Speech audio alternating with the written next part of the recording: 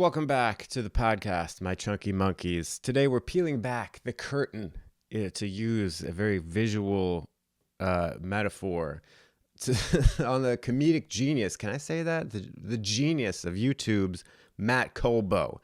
The mind behind masterpieces like every inspirational video ever, and the impressively challenging "this video ends when I use a word with an E in it." And that video is 3.5 minutes long, so it's quite an emotional journey, I think. With 319,000 subscribers eagerly awaiting each upload, we'll delve into Matt's creative process, discover why he's such a tease between uploads, and unravel the mystery behind his forest-based filming locations. I had a minor stroke as I was saying that. Frank, strokes are not funny. Stroke awareness, okay? If you feel half of your body go numb, it's not a good sign. You might want to see a doctor. Anyway, Matt and I really hit it off. I feel like the conversation flowed very well, and I'm excited to share it with you today. Without further ado, here's Matt. Thanks for having me on, man. I don't know if this will go in or not, but I appreciate it very much. This is fun. I don't get to do this very often. Yeah, I mean, the podcast is mostly about just creativity and YouTubers and what everyone's process is like and how they approach it. Because one of the things about being on YouTube is that you're kind of just on your own. Unless you like live in LA or something, or you For live sure. with a bunch of people around. But I feel like for the rest of us, we're kind of just doing our own thing, and we have no one to really check in with and see like what is it like for you. Yeah, And to me, it's just a weird way to be creative, because definitely. social media is also weird because it's like the element of let me express myself is kind of playing second fiddle to how do I get views, you hmm know? hmm And with you in particular, I feel like you've got a very it's weird because a lot of the videos that are your most popular are like these kind of real high concept videos that aren't Mm. really like what other people do. That's an So interesting take that I like. I know what you mean, but like I've never heard it expressed that way. yeah, because it's Yeah. not like when you do blah blah blah, Right. or like blah blah blah be like, it's not this hmm relatable stuff. It's like the video ends when I say a word with an E in it. And Right. it's where it's like everyone knows exactly what that means. Right. And then it's like I got to see how he does it. hmm And I mean that video in particular was very it kept me engaged as well. It wasn't Mm. just like a gimmick where he's not saying ease. It was also funny, Right. Well, entertaining. thank you. No, yeah, I think that those are definitely like few and far between because I mean I would love for those to be not few and far between, but I Yeah, mean I'm sure as you know that like that's the hardest part is like stumbling upon something that is you know that kind of well I think those are I love those the most actually because they're such a middle ground between okay like this is a title that people can click on and watch. And this is also something that will bring me joy. And like I remember like being so excited to make it because I was like, I actually think like while I was making it, that this is going to perform well, which is a horrible way to to kind of look yeah, at it. But I was like I was more excited, and it's easier to do that when you know it's like I don't know. But you touched on something also earlier that when like before it became a job for me. Like it was definitely a lot easier to just kind of do it without the thought of like I wonder if this will get views. But then as soon as it becomes a thing where like okay now this is the thing that's putting food on the table, then you have to kind of switch your mind to like okay well at least some of these have to be not like because I've made videos even in the last like little while that have been like aggressively not relatable in any way to any single person like and someone commented that on one of the ones that I made recently which is about like I think it was like a dog getting well, I say I think, but I know it was about it. It was about I think I made yeah, this I video. think I Yeah. made something like it. It was about dogs getting their goodies chopped off, and Right. then someone commented, and they were like, "This is might be the least relatable video I've ever seen." And I was like, "Thank you." Like, but like like and some of those that like I put out, I'm like, I know that this isn't going to be seen by a single soul, Yeah. but like it's still. But I didn't have anything else in the pipeline that was like, okay, well now this is really gonna make me some money here today. But you know what I mean? Like, Yeah. so it's tough to, it's a difficult balancing act. But yeah. Sorry, I was babbling there for a minute. No, I mean, that's what this is for. So Right, I forgot it's a podcast. you babble all you want. Yeah, right on. Well, how do you deal with that feeling? Because for me, I start to get like a high degree of anxiety and frustration when I'm in the midst of working on a video and I'm like, no one's even gonna watch this. It's like I just get the feeling like I know, like exactly what you said. This is the only thing I have right now, and I'm like mad at myself that I didn't do the work diligently enough to have something better. And now my back's against the wall, and I have to put this out, and like it's not a fun experience. So when you're doing the one about the dog, are you like finding it hard to commit, or does this free you to be able to be like, you know what, no one's gonna see it, let me just have fun? I would love to be able to be free with those and just be like, well, you like I think that to be able to be free with those also comes with like I think for me, like with the amount of like views that I get and the amount of like subscribers that I have, like I'm just at the cusp of like really like doing well financially. Like I'm I'm Yeah. doing fine, but it's like it's to the point where it's not like, oh, I'm set for years to come. It's like, there's still a like my growth happened very quickly, like a few years ago, and then like it's kind of been very gradual with a couple small spurts since then. Yeah. And they kind of stopped like right at the cusp of like, okay, I don't really have to worry, and I'm still like it's still financially a bit of a it's more of it's still very present in the mind that this is still a ticking thing, and this isn't necessarily something that can go on forever. Like I have to continue to keep pushing envelopes, I guess, and continuing to make things that a lot of people see. Yeah. And so ideally, I mean, I'd get to a point where I wouldn't have to worry about that, and that I would be able to just be like, well, I'm just, I don't really care if anyone sees this, then because like, then whatever else I make this month is going to, is going to support me, and I'll be fine. So I think you're right, like you said about getting mad at yourself. I just kind of like I'll be really excited about an idea, and then like kind of halfway through it, even after I've like punched a lot of hours into like writing it or whatever, I'll be like, shit, like sorry for swearing. I would swear. Say whatever you want. Okay, poop. I'll be like, gosh darn, like yeah, like I'll just be worried that like, okay, like no one's gonna see this, and like, is this even a good enough thing? And I'm sure you understand the same thing, where it's like if you've spent like 2 or 3 weeks on something that like shouldn't have taken that long, then it's like, why, like what am I even putting my time into this? And like the effort that I put into this isn't even going to yield a good result. Like there's a ceiling to this video that's much lower than like other videos that I have. Yeah. I don't have anything else to really come behind it. Like I don't know, and after a while of not posting something, I'll get into I guess a funk of like, oh, like the next one has to be one that a lot of people are going to see, or else like that's it, like it's all over for me. You know what I mean? Yeah. So yeah, it's definitely filled with anxiety and Yeah. filled with like, oh, like dooming. And yeah, I kind of really haven't found the answer to that yet. I don't know if you have.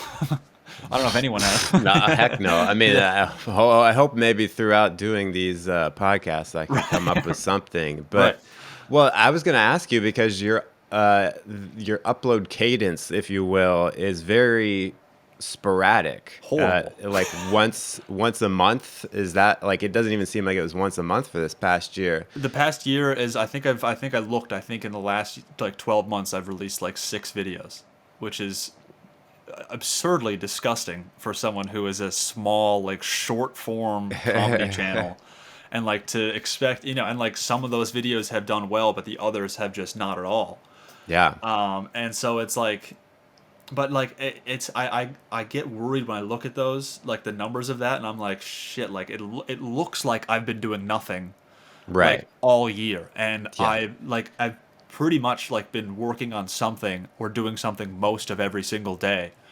But I just have I've gotten in such funks of like this isn't worth anything, or like I don't think this, like I think my barrier, well, I know for a certain fact now, like coming on the other end of things where I'm like starting to make a little bit more frequently, that like I know that like my barrier to entry for a YouTube video just got so high for no reason. Like I was just so worried about like the quality. It like had to reach a certain level in order for me to post this on like such a, I like treated my channel like it was something that needed to be, like the most procured, like everything had to be perfect and all this. And then, Hmm. but what happened then was that like I would get to the point where I would like everything has to be perfect, and then nothing would get made. And then I would finally have like a week or two in my life where I'm like, it actually doesn't need to be perfect. And then so I'd put out something that was even like less polished than usual and be like, oh, good, I did it. And like that was like, okay, no, did you spend 2 months making something like that was Yeah. 3 minutes long and like okay of a video? Like, you know what I mean? It was just, it's really weird. It's been a weird couple of years, Frank. Yeah. Well, I totally get what you mean. Like when it's like one upload a month, it does feel like, well, this is, like who do I think I am? Like Vsauce? Like I've got to come out Exactly. with the best, extremely like triple A level. Yeah. Uh, and it's so even I release or I try to release 3 videos a week, and Hmm. even then, if it's like if I drop down to I need to take a week off because it's like Hmm. three for me it's like 3 different series. So if I take off a week for one of the series, it's like, well, if I'm once every 2 weeks, it's got to be like the most amazing thing ever now. Right. So That's I so can't interesting that imagine. like Yeah. the time difference is so like three per week is crazy. I noticed that when I was looking through, and I've you come across on my feed before, and I've watched a few. Good stuff, by the way. Big fan. Thanks. But like it's it's so strange that you say that. Like the concept to me of like three a week is beyond. Like it's so like when you, for you personally, like are you writing, or are you more improv, or like are you kind of a mix of both? Like where is your? Yeah, well, it's a mix of a few different things. So Hmm. part of what helps to be able to do that much is that pretty much from the get-go, I've had friends and then people that I just, hired who I didn't know before who helped with the writing, who were either Right. co-writers or coming or like I would give them a video concept and they would come back with a script, Hmm. which made it so that I was just polishing the script Right. and tweaking things, and then that would also free me up to write my own scripts, but it wouldn't have to be 3 a week. For sure. Yeah. Some of them with improv, some of it like one of the series on my channel is what I call the edutainment series, where I'm Hmm. like teaching about Myers-Briggs. Hmm. And those used to be a lot of improvisation in a sense where it's like I'm just coming into this knowing the subject matter. So Right. I'll just make a outline and I'll just go.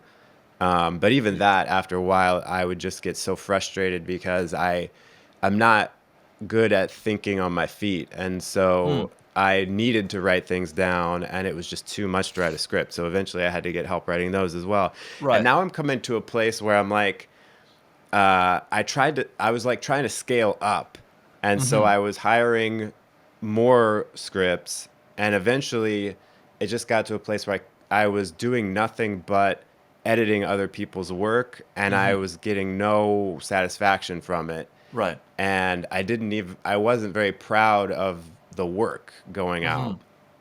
Okay. And so now I'm trying to scale back and be like, I need to, like, my strength ironically is writing. So why am Hmm. I hiring that out? I should be Yeah. doing that.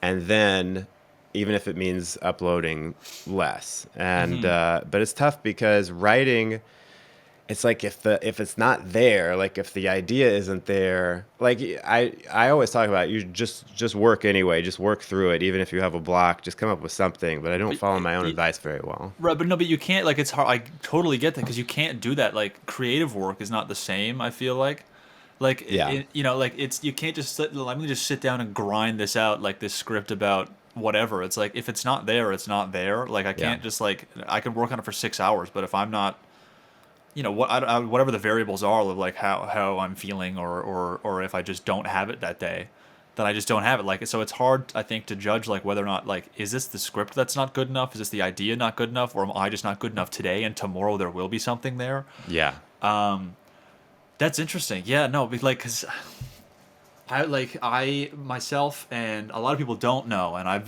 done a poor job of communicating this. Is that I myself and my friend Colin work on our scripts together, and so the way that we usually work is that we will, and now sometimes it differs, but like in things that have done very well for us is when we sit down together on a call and we discuss an idea that like we think will work, and then with the idea we come up with on a call, like we'll come up with a list of jokes we want to make, and we'll like I'll just have, okay, here's jokes, here's things that are funny about this idea and this thing. yeah. So a good example is I made a video like it's probably like a year and a half ago, it was in the winter, called Gen Z. It was like if when Gen Z becomes parents. Oh yeah, And I've it seen was that a one. video It's that good. did really well, and it Yeah, was like it was just a video. It was basically just like snappy, like just like joke, joke, joke, joke, joke, joke, joke, and that was like kind of what our goal was with that one. So like for that, like the majority of the jokes in there were actually Collins, and because like we were just it was like a period again where like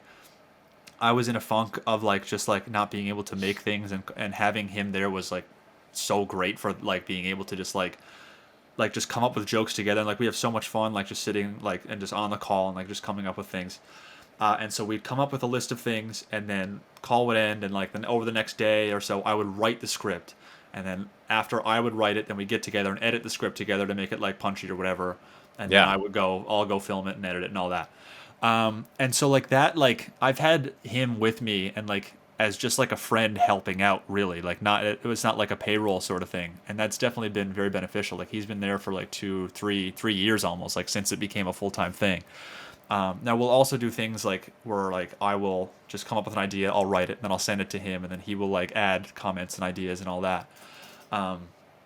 And that's like worked great, but again, but it's like you said, it comes back to the thing of like if you don't have it that day, you just don't have it that, you know what I mean? And you can't like outsource the work of you know, like your if because everything in my on the channel is like the only reason that it's any good is because of the writing and because of like the you know like if the writing wasn't there, if you took the writing away like that from me and him, then it wouldn't be what it is. right. And so like to outsource that would just not make any sense, but that's the biggest barrier. So like whereas like Yeah, the amount of time it takes to write and to edit a script is the thing that like we're selling pretty much. So it's like this is the thing that we're presenting to you. Selling, I don't, that's a ah, dirty word. yeah. But like No, no, this is no. the thing that, That's a good way to think of it. yeah, Yeah, but like this is the thing we're presenting to you, and so like and it's also the thing that takes the most time. So I'd love to be able to outsource that to other people, and I'm sure there are other people who can, you know, who can communicate our style and do that sort of thing.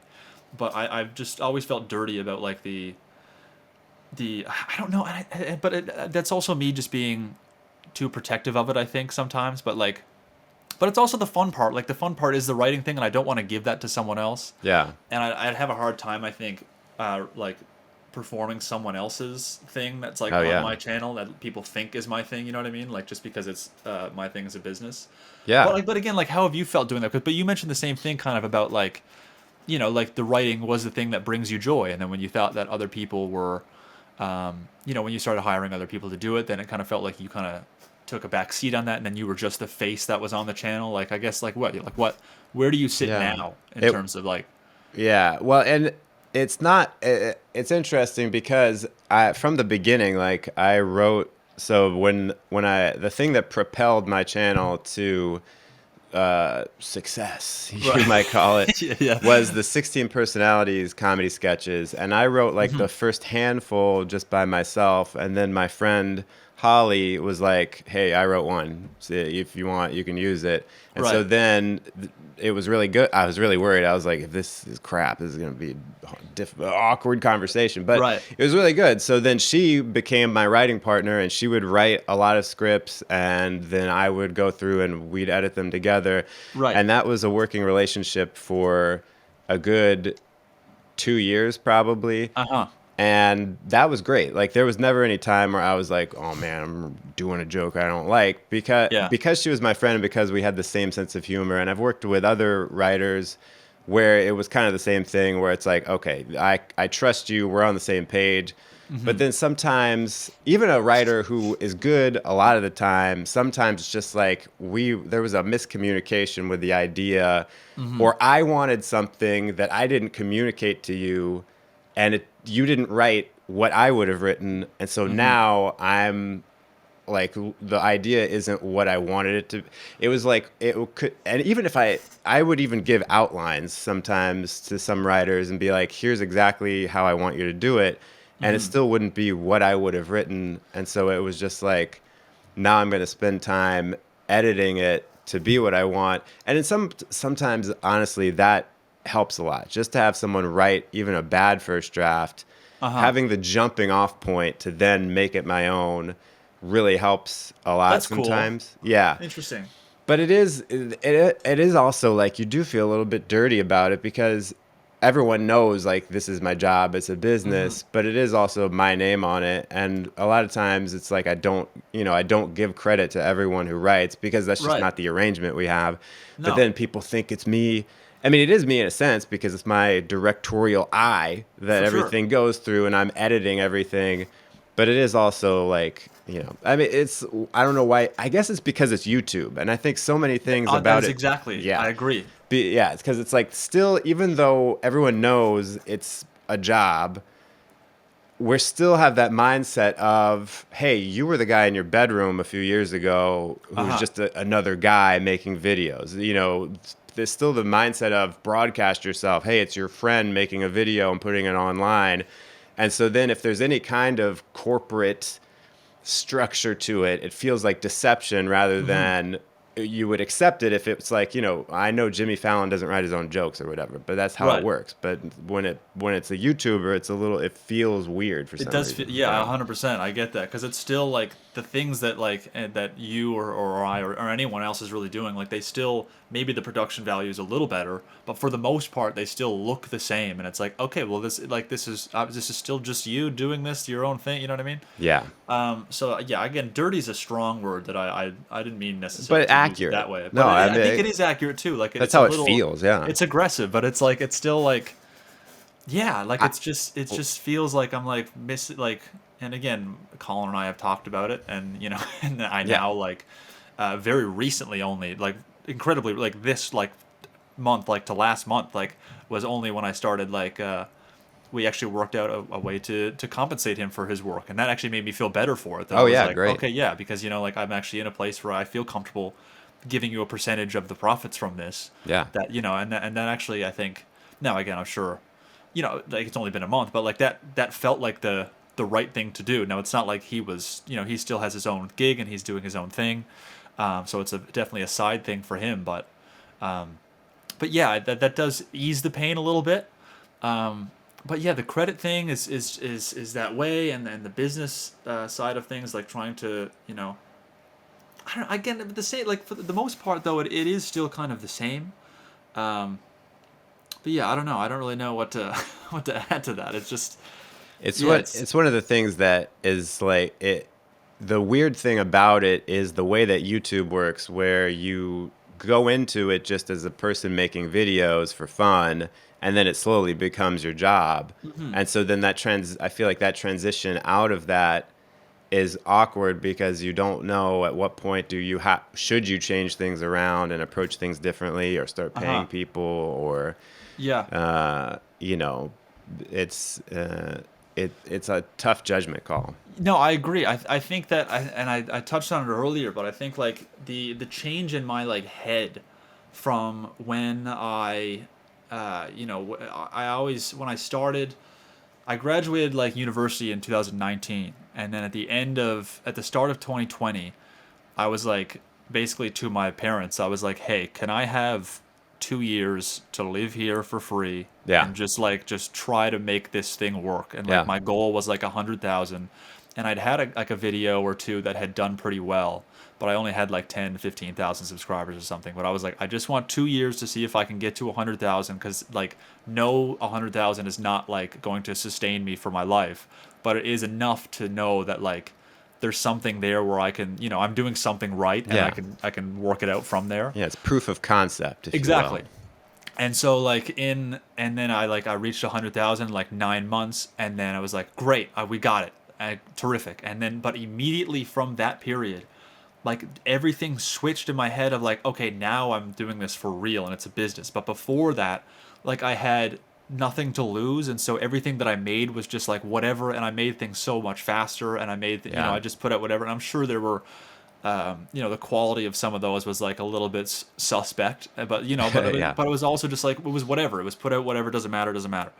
But after that, it just changed so fast to be something that like everything has to be crafted, and I started looking to like other creators who had success, and even people who didn't have success. I was looking to them for answers of like, how do I do this thing now that I'm like, and it was just such a strange thing to do, because like I had done this without looking for advice. Yeah. And I was like, I've been doing something right and it's going well, and I've done this without using anybody else's, like, I'm sure I'd picked up some things here and there, but I wasn't like, oh, I need to be doing this, I need to be doing this because this successful person's doing this.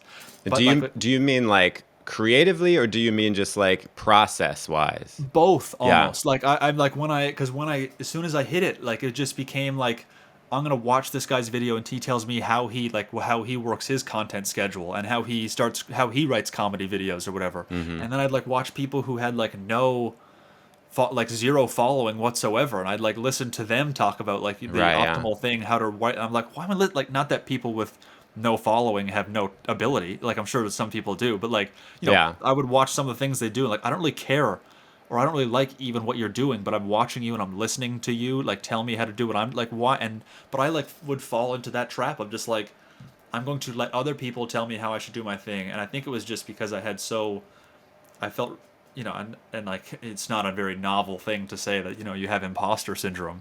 Yeah. I think everyone ever has. It's not like, oh my god, poor you for having that. Well, you have imposter syndrome?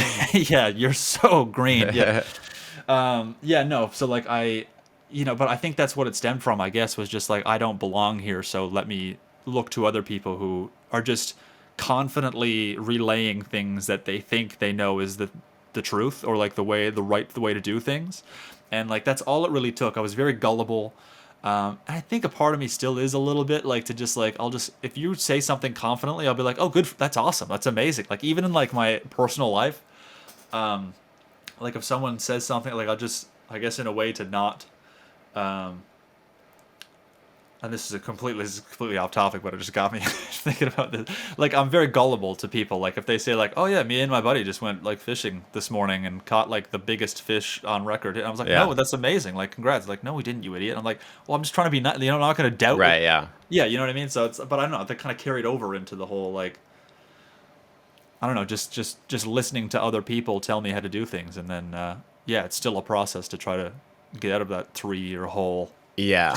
I mean, trusting yourself is difficult, because it's like, I don't know anything. Like I just made some videos that people watched, and it is difficult because sometimes, like with me, I feel like, well, I feel like I can't possibly be doing things the right way, because it's like, I'm not like, you look at people who are like, oh, I spend 3 weeks writing all my videos, and then I spend 1 week filming all my videos for the next month, and that's the process. And it's like, Yeah. that's what the big successful people like Good Mythical Morning and whatever, that's how they work, is they Yeah. batch and they have like a whole team and whatever. Uh-huh. So it's like, I feel like I work best when I don't have an idea until like the day I have to release something. And it's like, maybe it's, I don't know, maybe it's just like the dopamine in my brain doesn't go off until I have panic set in, but I know this can't be right. So I'm the same way, where I'm looking around and seeing, what who has a process that can either, I'll hear them say something, I'll be like, oh yeah, that's what I got to do. Mm-hmm. Or someone who is very successful, who's like, they work the same way that I work, and then I can be like, okay, now I'm okay. I don't have That's such a to. great point. Like the looking for the validation of like, oh, there finally is someone who does the same thing that I do, and like, oh, I am actually a human being who can do this Yeah. job. Yeah. Yeah, that's really interesting. Like I've tried, like I've definitely tried every like thing under the sun of like what ways I want to work, but I think that I definitely fall under the more naturally like into what that you mentioned, like the day of sort of thing. Like the more that I'm like have a deadline and I'm focused on the thing, Yeah. is like the better. But I've tried so hard to like do things to impose deadlines on myself, but like because I can just I don't know. I could just like disrespect myself by like, well, like, like I've just tried to like give punishments to myself, but I can't. Like, it's so difficult to be like, you better put out a video by August 15th, and if you don't, oh, look out, Yeah. buddy, you're gonna fucking get it. You know what I mean? But Yeah. it's like I like what happens when August 15th comes and I don't have a video ready. It's like, oh, just go on. You can post it on August 17th if you Yeah. want, and then 17th comes like well, the 19th is pretty much the 17th. So it's like I don't know. Like there was a thing that I did when I started, it was like 3 years ago in June. Was when I started a TikTok account, and I was Yeah. like, I'm gonna post a TikTok every day for a month because I Mm. know that that's what TikTok is. It's Yeah. like the more you post, the better. And I was like, every day that I don't post, I told my brother I'm gonna give you $20. Every day that I don't post for 30 days, I will give you $20. And I didn't miss a day, so I didn't have to give him any money. And I was like, all right, good. Like that's really cool. And I've tried to do that in the past, like in recent times as well, where I've been like, like if you don't post a video every 2 weeks or something, like you're gonna give $100 to some organization that you don't want to give 100. And I've tried to do, and it just like I just don't. It doesn't work. I don't know. I've had a really hard Yeah. time. Um, Because it's you all know, made up. it is all made up. It's like I'm just like, who am I trying to convince? It's like there's no one on the like. There's no. A part of me even thinks that like maybe if I even just had someone that like whose livelihood depended on me, Yeah. like then I'd be like, okay, well now I have to do it for them. Yeah. Even though there is someone whose livelihood depends on me and it's me. Yeah. Like, and like it's really strange that like I can't muster up the courage sometimes to get things done, even though I'll sit down and do shit all day. Yeah. But again, it comes back to the thing like we said of like, are you creatively ready to try to do something today? But then it's a talk of perfectionism of like, okay, well, like just make something and just put it out. Like it's, and I actually put something on my wall for like a year that was just done is better than perfect. Yeah. I never ever listened to it, but it's Yeah. always true. You know what I mean? Like it is always true. And every time I finish something, I just feel gratitude that I've finished it. And the regret comes falling through later. But like, like it's more so just, yeah, I don't know. It's just, I think I'm on the path to creating more, which is where I just want to be. Yeah. But again, it's a dusty path with some mud puddles. Oh And I've yeah. got I've So got no shoes on. so it doesn't give you the motivation to post more just by checking out the YouTube studio and seeing all the downward arrows or something. Because I gotta imagine like when you post once a month, you get a Oh, spike, buddy. and then everything just goes down for three Oh weeks. yeah, I mean like I've had like stretches of weeks and months where I haven't even looked at YouTube Studio because I'm like I know that I'm like what I see is going to be like I Yeah. have to make sure that I'm in a good space mentally to open Right. YouTube Studio sometimes Yeah. because I'm just like oh that's peculiar Yeah. like oh I've actually like and like um who was I talking to I had a call. Do you know Max Fosh? That name sounds familiar. I don't. He's a British YouTuber who's he gained a lot of traction recently. Actually, he's really funny and he's a really good dude. And we're not like close friends or anything, but we've had a couple chats. And like we were just talking about YouTube and stuff. And he on YouTube Studio you can become a viewer of someone else's studio. Like you Oh, can just like I could give like anyone access to just view the studio and like not the earnings but like everything else, and like I could get them to view the earnings as well. But like it's a really cool feature actually. yeah, So yeah. he let me go in just so I could see like what he was doing, so what he was talking about like with different things and his different spikes in retention and all that stuff. Which I'm not really like super. My short form comedy videos don't really pertain to that very much anyway. Mm. But I was just very interested. And so I saw, and this is like it had been like a month and a half before I'd seen my own YouTube studio. And then I went in and saw his, and he's sitting around like 2 million, and he's been doing really, really well. Yeah. And like his most recent video that he posted at the time had like 700K in like 3 days or something. And it was like his number 4 out of 10 on his list. And I Dang. was like, nice. And then I went on to my own after that, like after the call. And I saw that like in the last 30 days that I had lost 160 subscribers. And I was like, what the fuck am I Wow. doing? I was just like, what is going on? Yeah. Like, I'm just doing this to myself. But it was like, thankfully I was in a good place at the time, so I just like saw it and laughed a lot, and I was like, "This is the funniest thing I've ever seen." I was like, "Here's my livelihood crumbling," but not actually. It's just taking a bit of a hiatus to try to figure something out. But it was like a really funny thing to be like, "Oh, this is why I haven't gone into YouTube Studio in the last little while. Is because this is how bad it can actually get." Yeah. Um, Yeah. but it was almost nice to see, and then I was like, okay, well, it's not going to get any worse than this. But of course it could. But like like I'd be a fool. It was almost like motivational way to be like, okay, you idiot, like make something now. Yeah. Like maybe just put something out and just see how well it does. Like just try something. Yeah. Um, but yeah, that was a good experience. I definitely I know what you mean when you say like YouTube Studio. You see the falling numbers, and I try to go in there now every week or so to be like, all right, well, this is poor and needs to be refurbished. Yeah. Yeah. I Um, mean, for me, it's hard not to go in there like multiple times a day.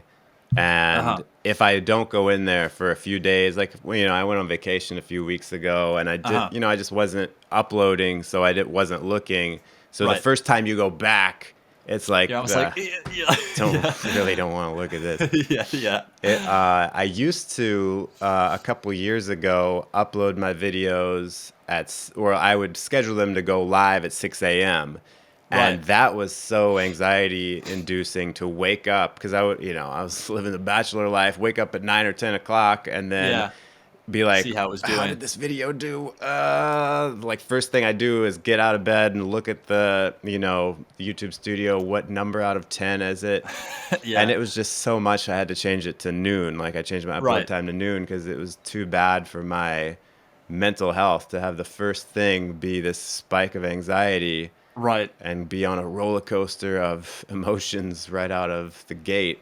That'd be fun going to bed though. Like I like it'd be either really anxiety inducing or really fun to go to bed and then like wake up and be like, "Oh, what if it's doing really well?" And then it's like cuz I've had a few of those nights where like honestly it just felt like Christmas morning. Like well, most of those actually come from like if I have a video that's doing really well, and I don't really have it anymore, but like I used to, like when I was like just starting out on TikTok or on YouTube even, like if I had a video that was doing really well, I was like, I can't wait to wake up tomorrow and see what it had. You know what I Yeah. mean? So I was like, I'm going to bed and like 8 hours is gonna pass before I wake up, and then it's because like the whole day, like especially when you just start out and you see numbers go up, you're like, what now? What? Yeah. And so like when I would go to bed and wake up, I'd be like, oh, it actually gained a lot overnight. Like that's amazing.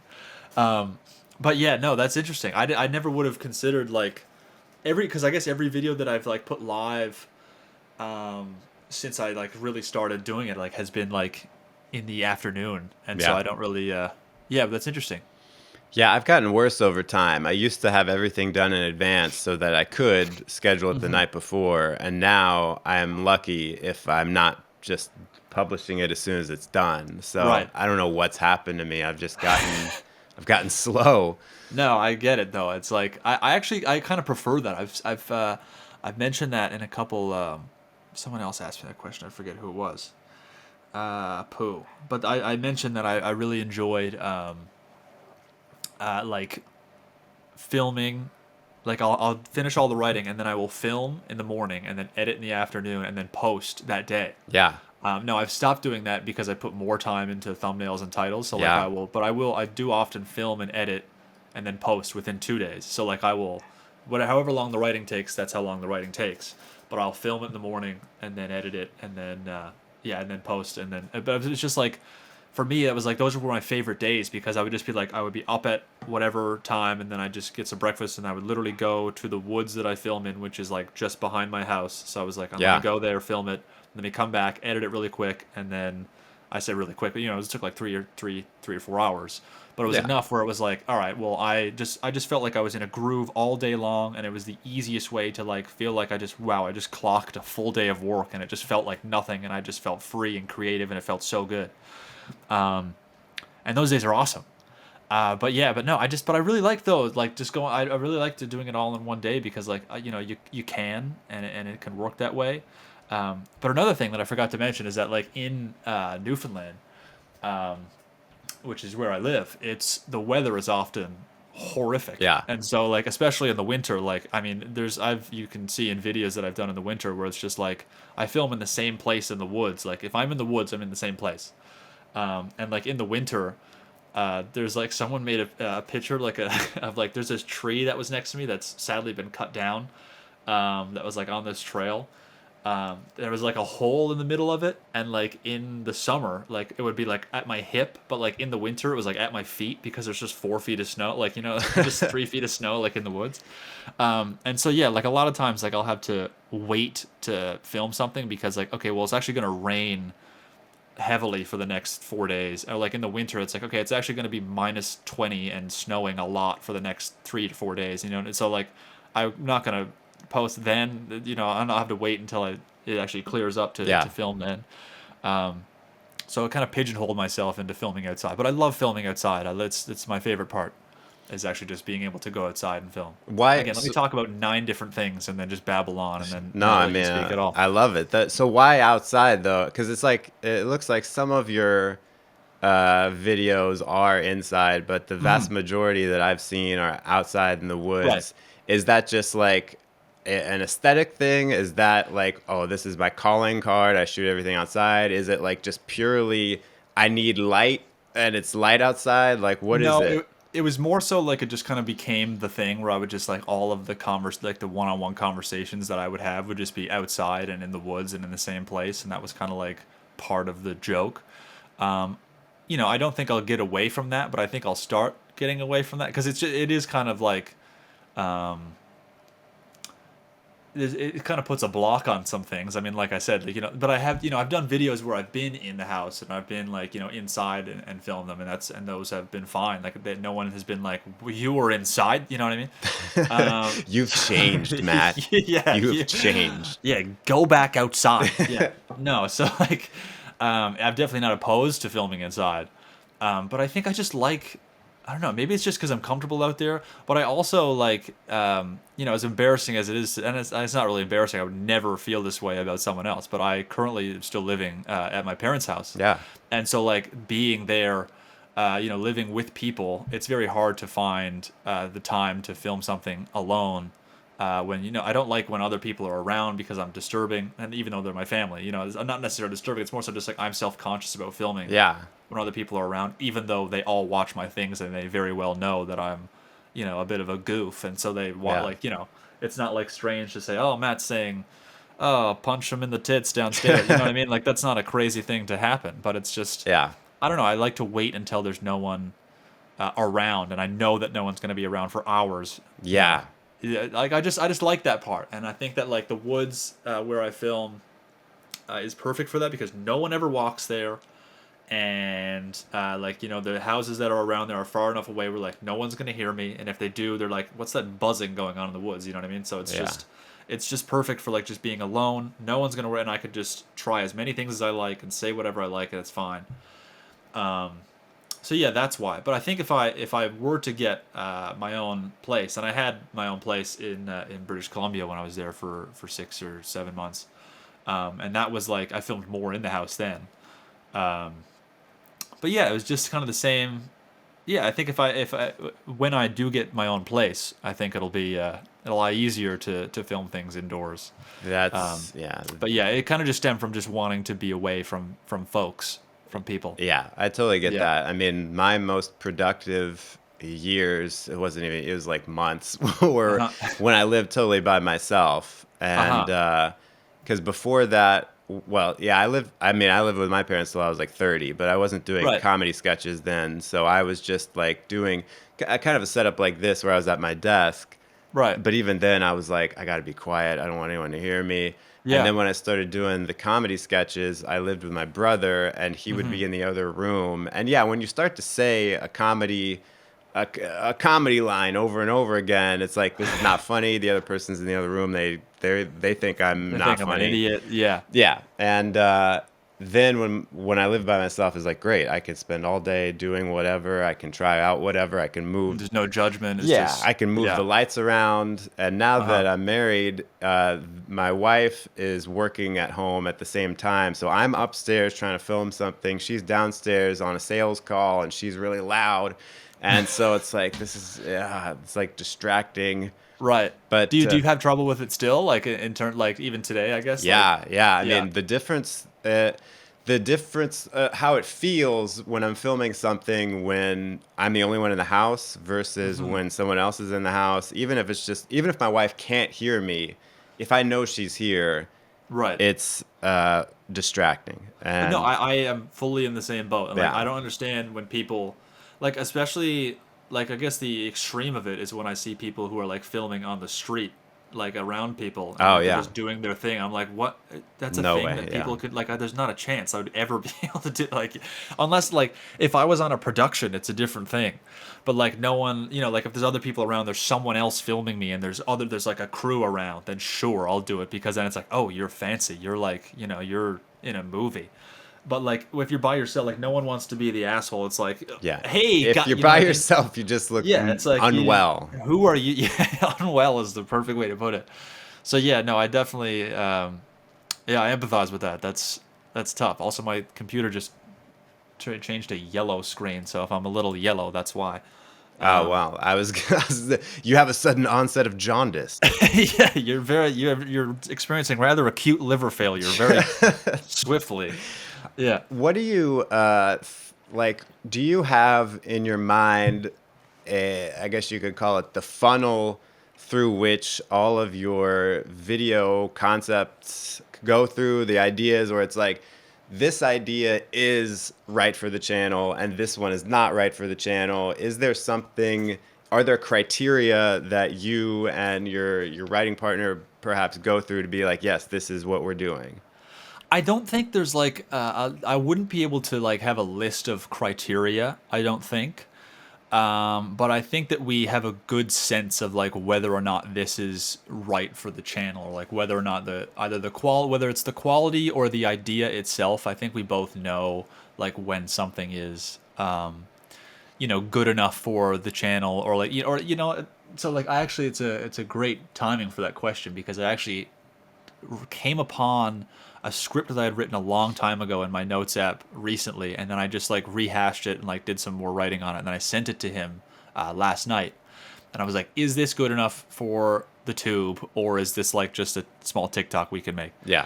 And he was like, I think the joke is like the ending joke is pretty funny, but like it just kind of seems like a kind of a nonsense back and forth. And there was like a trope that you kind of have used, or like that other people have used, kind of like you're just asking an absurd question and then saying what, like, and they're like, no, I just asking absurd, it's just like talking about the absurdity of the question. And so like it just didn't feel right. Like it felt like something that I would make like 4 or 5 years ago because that's when I wrote it. And so like there's definitely things that that we'll think of that like that we'll know like, okay, this is a MattColbo video or whatever, like and a good example is like the video ends when I use a word with an e in it. Like that was like nothing, I hadn't done anything like that before, but it felt like something that I would do, if that makes sense, because it was like I had done sort of like wordplay, and I had done like rhyming videos and like poetry and like just like spoken word, like one take sort of things. And so it felt like something that I would do, and then so it just felt right to also do that again when I was like, the video ends when I use a word with an a in it. And so like things like that are like new, but also like they just feel like they have a good fit. Hmm. That are things that just, again, like none of them are like planned directions that the channel is going to be in, but like now I'm like, it kind of makes sense that I've done videos that have been like that are like have wordplay on language on the English language, or like on words itself, or like for example, like I have a series of like doing jokes that end with, or like full one take videos that end with a "your mom" joke. Yeah.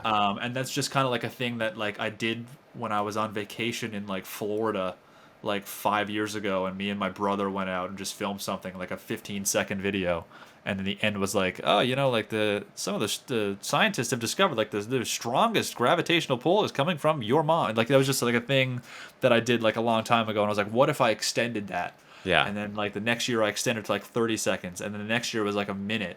And then my most recent one that I haven't done another one since was that I tried to explain the theory of special relativity, and then at the end did a "your mom" jokes, and it was just getting more and more complex, and so it just kind of like was a thing that just kind of happened.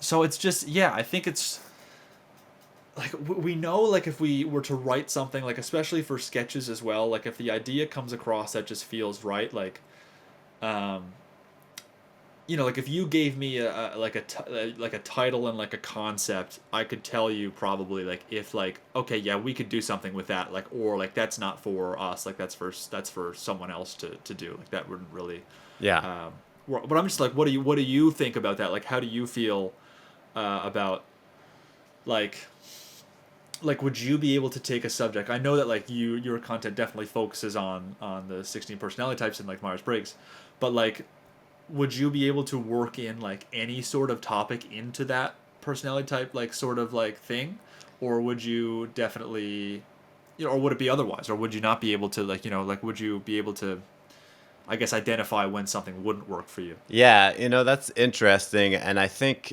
what might be surprising is I'm trying to figure that out. Like, Mm. that's what I'm trying to define for my channel right now, because the way that I have done this, the way that I've filtered videos in or out, is based on series, more based on like the format and the formula, and Uh-huh. can it fit into a certain framework rather than does the idea fit my channel in some way.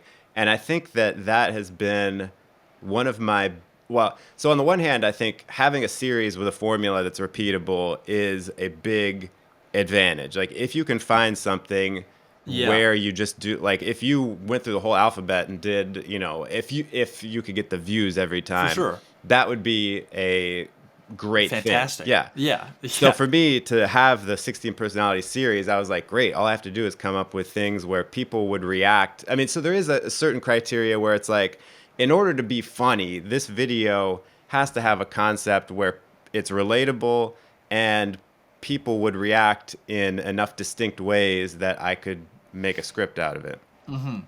But beyond those kind of formatting things, it was never like it's never been conceptually like, does this fit within the jurisdiction of my channel?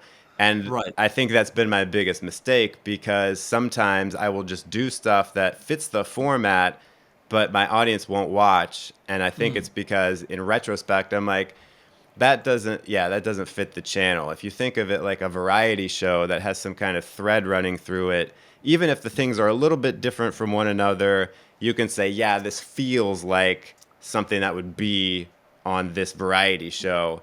And Right. sometimes I just do random stuff because I think it's funny, and it doesn't work. Sometimes it does. It's because Right. I've accidentally, I guess, gone into that thread of, what it's hard. It's so hard to see what other people view you as a creator, because it's like, That's one of the yeah. biggest challenges I've had for sure. It's like I have no idea. But yeah, sorry, continue. I didn't mean to cut Yeah, you I mean, off. I was just gonna finish that thought. There is that you have to kind of figure out, what do people want to see from you, Hmm. because even if you make a great video, if it doesn't fit what they think you should be making, then they won't want to watch it, if that makes Hmm. sense. So that's kind of the issue. It's like, if Yeah, no, I agree. I think like that's a definitely something I've wrestled with a little bit as well. I'm like, because a lot of the things I've made videos where I'm that aren't sketches, and it's, there's, there isn't a script, and it's me, like, say, whether it's me, I made one like 3 years ago where I was like trying to be more manly, but I was just frigging around. Like, it wasn't like actually trying to be more, I was just like doing manly things, like trying to learn how to throw a football right, and yeah, I've seen that one, other, yeah. right. And then I made another one like a couple years ago where I was like trying to learn how to do a kickflip on a skateboard. Like those things are like me actually like it's an exaggeration of me, I guess, but like people say that that's a fun thing that people say when there's like, oh, I'm just an exaggeration of my, you know what I mean? Like it's Right. still kind of just me, just being myself. And so it's hard to know like if for people that haven't seen that video or those videos and they have watched like my sketches, like do they think what do they think of me as a like what do they think of me, like what do they expect from me, do they think of me as a, I don't know, I just, and I get in my head, I'm like, do people think that I'm or not even like suspecting, like just like what do people think of me as a person, like if someone were to meet me as a, I don't have the opportunity, I've never had the opportunity to really meet someone who's seen my things. And so, I mean, I have, but like in Newfoundland, it's like if I've met somebody that knows me from making YouTube videos, they knew me from something else Right. already, and they knew me from through a mutual friend or because I play hockey or baseball here. Like they just knew, Yeah. like they just knew me through whatever. And so like only a handful of times have I met someone, and they've been like, "Oh my god, I've watched your stuff," and like, I've never seen you before." And I was like, "Oh, that's cool. Let's have a conversation." And but it's never like, oh my god, you defied my expectations of you. I guess it's me just thinking too much about it because people are just like, oh well, when I meet them, I guess then I'll cross that bridge when it comes. You know what I mean? So I'm not like gonna go into it expecting something. I think most people are normal enough to know that like the person that you portray yourself online is probably going to be different when you see that Oh person. yeah. Yeah. But no, you mentioned something earlier when you were talking about that like and sorry, I just it skipped my mind. You were talking about like a series of things, Yeah. and so like I've kind of hit, I've had a couple of different things that have like kind of almost developed in a series, but I've been so like worried about like kind of beating a dead horse, I Mm. guess a little bit. And because like I've made like the first video that I made like 4 years ago that was like that did really well was counting to 100 in French with a New York City cabbie. Yeah. Like it was just me pretending to be a New York City cab driver, and I just told people how to count to 100 in French, and that did really well. It's still like one of my best performing videos, Yeah. and it performed better on like Facebook and like that, like those circles. And so like I was like, well, I gotta make another one, but like I didn't make another one until like a year later, and it did fine, and it was just like me in New York City cabbie like talking about the metric versus the imperial system, and then it like did okay, so I didn't make another one after that. And then like the video that like that started to make me do things really well, or like sorry, to make my channel grow was when I did a video called basically a Tom Scott video, which was just like me impersonating Tom Scott, who's a British YouTuber. Like he's very popular in like his own circle of like making very boring things interesting. Yeah. And that did really well. And then I was like, oh, I got to make another one of these. And then I didn't make another one till like a year or so later. And so it was just like, again, it was kind of like, okay, and that did really well too. But I was like, nah, I don't want to make another one because I'm just like, The Tom I just, Scott guy. yeah. Then I don't want to like make myself that thing. And then I did like the E video, and then I did the A one. And I was like, well, I'm not gonna do the letter X. You know what I mean? Like, Like it just goes on for hours. yeah, it's just every book. It's just yeah. So I was just like, yeah. There's a lot of things that have kind of like developed into series, but have not really. But I guess that's kind of what like I do anyway. Like talking to myself in the woods, even though the topics are all different. Like it is kind of like a thing that like, oh, Matt's in the woods. We expect him to be in the woods. Here he is talking to himself. Good for him.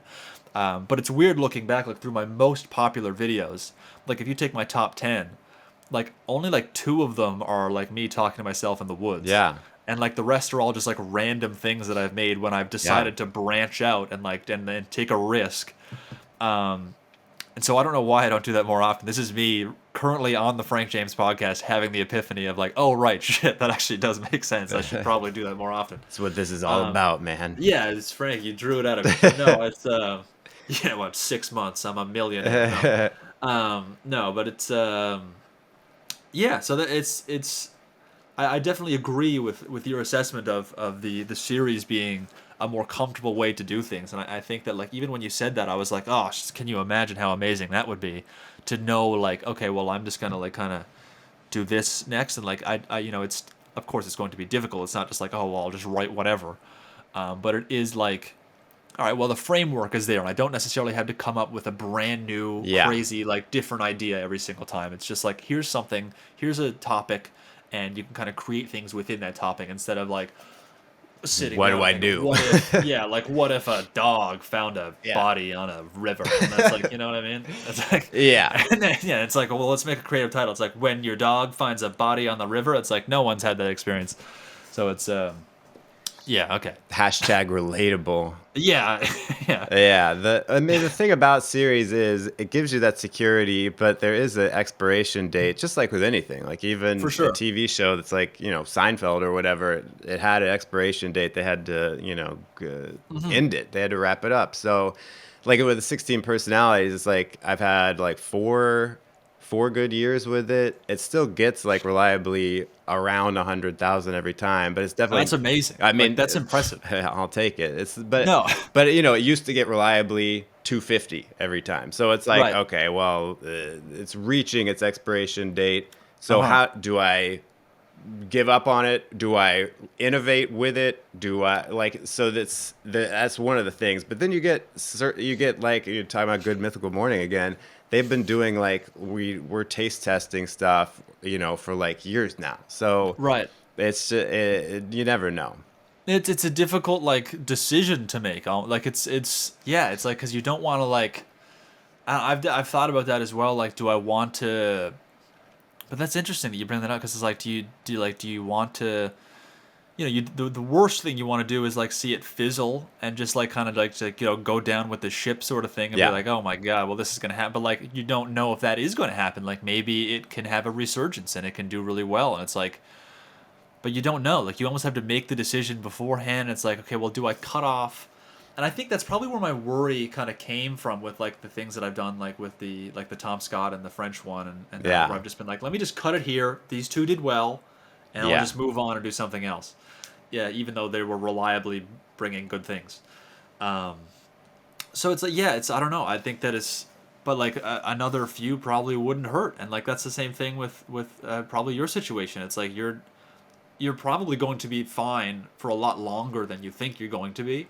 Yeah. But I completely understand the fear, and it's like, and also the fear of like, who said this? It actually might have been Tom Scott that brought this up. It's like, if you start something new, it's like if you're no one and you kind of start something new and you have no audience, it's like whatever. I'm just starting this thing.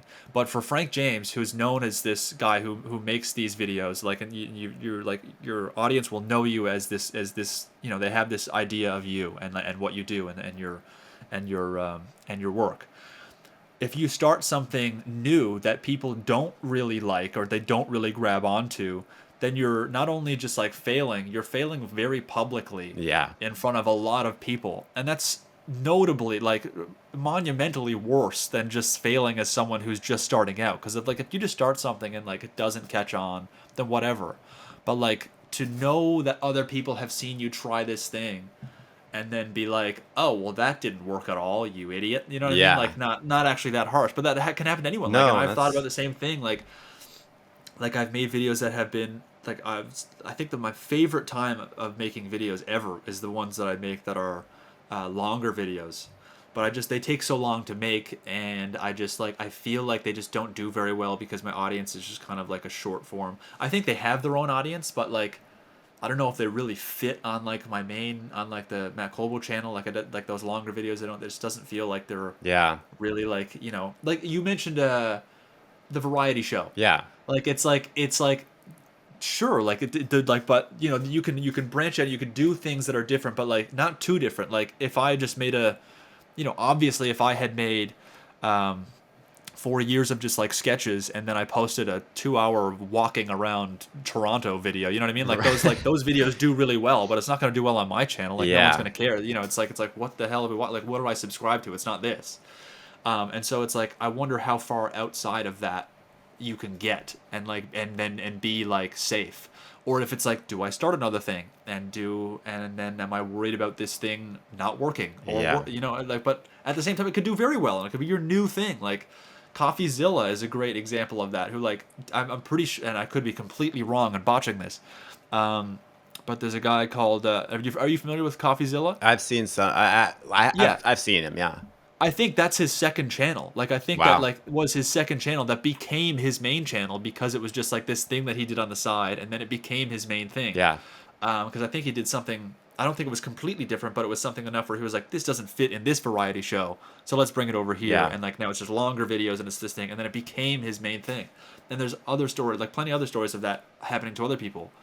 Um, but yeah, I totally get the branch out and the like when does it end? When do I stop? And because you still love what you're doing, and I'm in the same boat. Like it's like it's yeah, And then it's also just like it's your job. Like yeah, that's it's like not. also is like the thing that feeds my wife and kids. Like Yeah. I don't So have a wife and kids, full disclosure, but it's but yeah, I'm talking generally. theoretically, yeah. Yeah, I mean, what I've heard is that a lot of YouTubers like to complain about the algorithm, and I try not to. I try to remember that it's like the algorithm is trying its best to get my videos out there, but ultimately it cares more about the viewer than it does me. So for it's sure. not gonna like just do me a favor.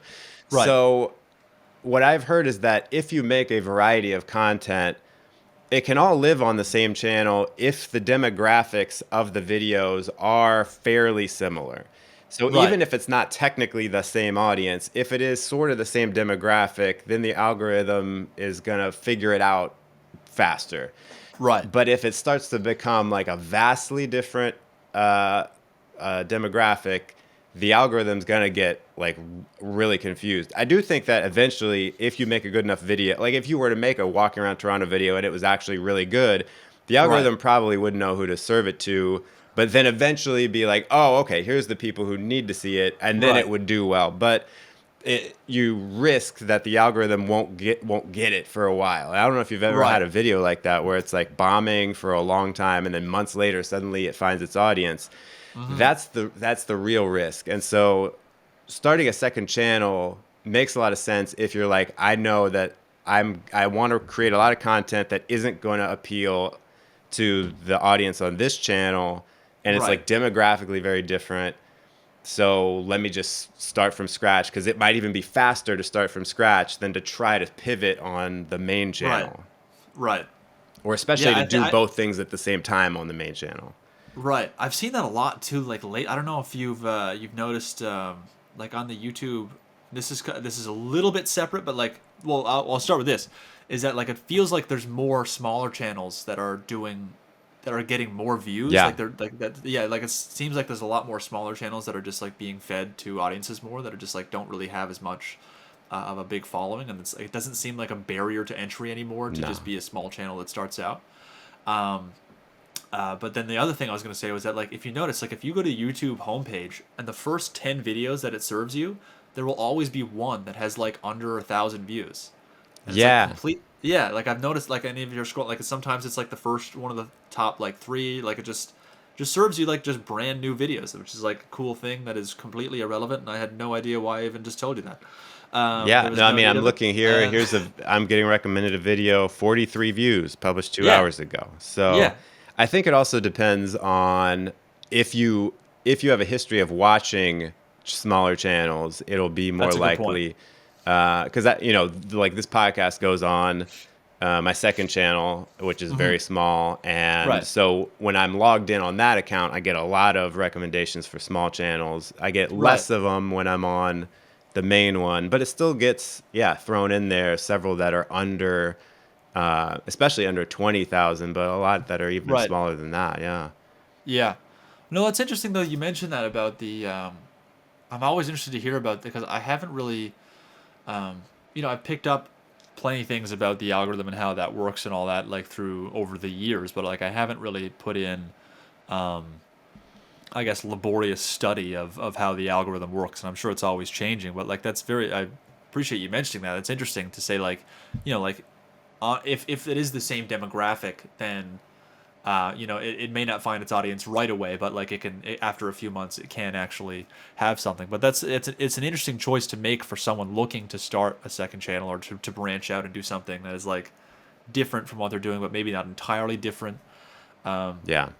yeah, it's an interesting choice that you'd have to make yeah, Yeah. Because to go about it's, that. But yeah. it's like you wouldn't, but like you wouldn't post the Frank James podcast on your main channel because it just wouldn't really, like it's a longer form thing and it's still you, But did you start out posting on the main channel or like? No, because I've seen so many. Like, there was a period in the last couple of years, maybe you noticed this too, where a lot of comedy channels, comedians would start podcasts and they'd start posting it on their main channel, and it would get Right. like their main videos would get like a million views, and then the next one with the podcast would get like 12,000. So Yeah, I exactly. think they realized like this is not a good place to put it. So then they all made separate channels. Right. But interestingly, I've seen there's a cooking channel. Adam, I think his last name is Ragusia. I don't know, but Okay. he has a podcast, and it's like it does the same amount of views. He'll get 200 Really? 200,000 on a 6-minute cooking video or whatever, and then his podcast is an hour long, and it gets 200,000. I'm like, dang, That's amazing. that guy has figured out his audience and knows exactly what they want and knows Yeah. how to make great content for them. But I Yeah. feel like most people, it's too difficult to do because the podcast format, for whatever reason, is difficult. Like what I'm talking about on our podcast, creativity and stuff, has nothing to do with the videos I make. So, Yeah. yeah. No, that's a good point. But like, yeah, that's what a dream that is. Like to find your audience that well and just like Yeah. that's a dedicated audience too, man. Like that's Oh, yeah. I wow. wish I Yeah, had. that's amazing. Yeah, yeah. Thanks, guys. Please, yeah, Yeah. yeah. I mean, it's tough because it's like, I have a good 20,000 people who will show up for anything I make, but, Right. you can't make a living off of that. And I feel like if I No. pivoted, they would go away. And maybe not even because they decided to go away, but just because the algorithm is like, hey, this isn't who this Right. video's for. Right. Yeah. No, it's a fun couple years. Yeah. Yeah, it's some big decisions always are excited to be Yeah. made. At least the only thing on the line is your life. Exactly. Yeah. Yeah, Well, and you really yeah, it feels like such a risk. I mean, I'm lucky because my wife has like a real job that has stability. So right, it's like if it takes a while for me to figure out how to rebuild, it's no big deal. But it's right, just like there is just the element of I built this. I felt really proud of it, and I want to preserve it. Like I don't want to see for it go sure. away. So No, of course. Yeah, I mean, I've had stretches of time where I've felt like things were all going to go away, and yeah, I've been comforted by friends who are like, like you can just, you have abilities, you can just do something else. And it's like, I'm still care about this a lot, and like care about the, and this is an aggressive word to use. This is not how I think about it, but like because I have no other way of using it. But the legacy of like yeah, the thing, you know what I mean? Like it just feels like, I want to, like you said, preserve it, and I want it to be like, I don't want it to be like what's a show that went on too long? I don't want it to be something that just The went on way Office. too long.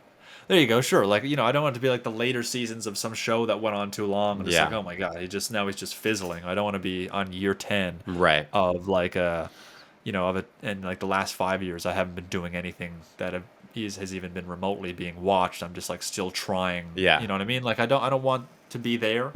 But I don't want to just throw in the towel and be like, all right, I'm done, and I'm not actually done. You know what I mean? So, Yeah, it's hard to know. It's um, like when you look at something like the comic strip Calvin and Hobbes, and uh-huh. how Bill Watterson just decided to stop it at its height. He was like, I don't want to even have the downhill. I'm just stopping, even though he could have like he probably had enough gas in the tank to get better and better. Like Right. to make that call, I just like I don't know if I could ever do that But like, did unless he start? What did he do after that? Like, did he start something else nothing. I after? don't. I mean, I'm Like, sure he that's did something, but for sure. and I don't know how much money realistically he made. Like maybe if I was making millions of dollars and I knew I was going to get residuals for years, I'd be like, yeah, I'll stop. But Right. Yeah, I think I would have a similar feeling because then it's like then you can kind of decide when the legacy ends. It's yeah, like Quentin Tarantino being like, next film is my 10th one, and then I'm done." yeah, It's like, all right, well then you can do that. It's like, yeah, but like, it's not the same as me going like, "Guys, my next video is my last one, and you're never gonna see another one." It's like, no, come on, make more. You're only 20. Like you're young. yeah, It's just like, people are just gonna be like, all right, we'll just go watch the 19,000 other, like, I'm subscribed to 55 channels. Like, I right, can just watch. I don't even notice that you are alive. Even it's like you yeah, can do it. Like someone might have me as their favorite. Like, oh, I love watching Matt's videos. Like it's so much fun. But like if I left, YouTube tomorrow, no one's being like, what the what?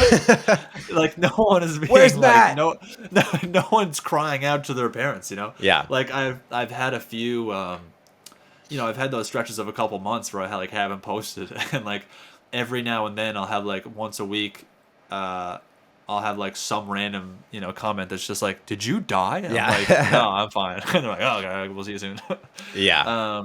But yeah, so it's like it's not the same. It's like when it's your livelihood and you do depend on it, and it's not like, um, you're not sending off videos from your yacht, Right. then it's a little more difficult to just throw in the towel. It's like there is a sustainability aspect to wanting to have a banana to eat in the morning Right. instead of just like I don't want another studded rims for my Mercedes. Yeah, Yeah. it's I mean, not a and hypothetical. unlike you, I have no marketable skills. So like so No, don't talk to me like that, Frank. Don't give me that. I'll be bagging groceries after this. So Yeah, uh Frank. Yeah, that's the you. I think the marketable skill that I notice the most. You have the nicest hair I've ever seen, and there you I've go. I've like every time that you've been talking, I've caught myself a couple times just looking at Frank James's hair, and I've been like, that's really Thanks. good hair. And I actually meant to mention it earlier, but really good hair, Well, Frank. Big I fan. appreciate that. Thank you. Yeah, you're welcome. Uh That's tough. I know we're a little bit over what I told you the length of this would be, but Oh no, it's do you okay. I have didn't even a few realize. more minutes? I have like Dude, as much time as you want. I'm just all hanging right, out, man. I got let's a fan on me. It's warm as shit. I'm just hanging out. If you want to ask any questions, you go ahead, buddy. Yeah, I mean the biggest question I have for you, it has to do with process because you talk about, well, you have basically one video a month at this point, and so much Hmm. of the time is spent in the writing of it. So what does a typical day or week look like for you? Even if you don't have like a routine or whatever, like looking back, what does it look like from when you're working on your next video? So let's say you published, or maybe you have them Uh-huh. overlap. I don't know. Like, how does it go from beginning to end for a video? So I like today, for example, and this week, for example, like I posted a video about like a week ago. Hmm. Like that was the last time I posted, and I'm ideally like never at no point in the last 2 years, even though I've been like around like once a month. At no point was I ever like I'm a once a month guy. At all those times, I was like, let me try to get to once every 10 days or 2 weeks Yeah. or even once a week. And so I was always kind of like once I'd be over that, once I was over the week or 10 days or 2 week period, I'd be like, shh, like I gotta hurry up.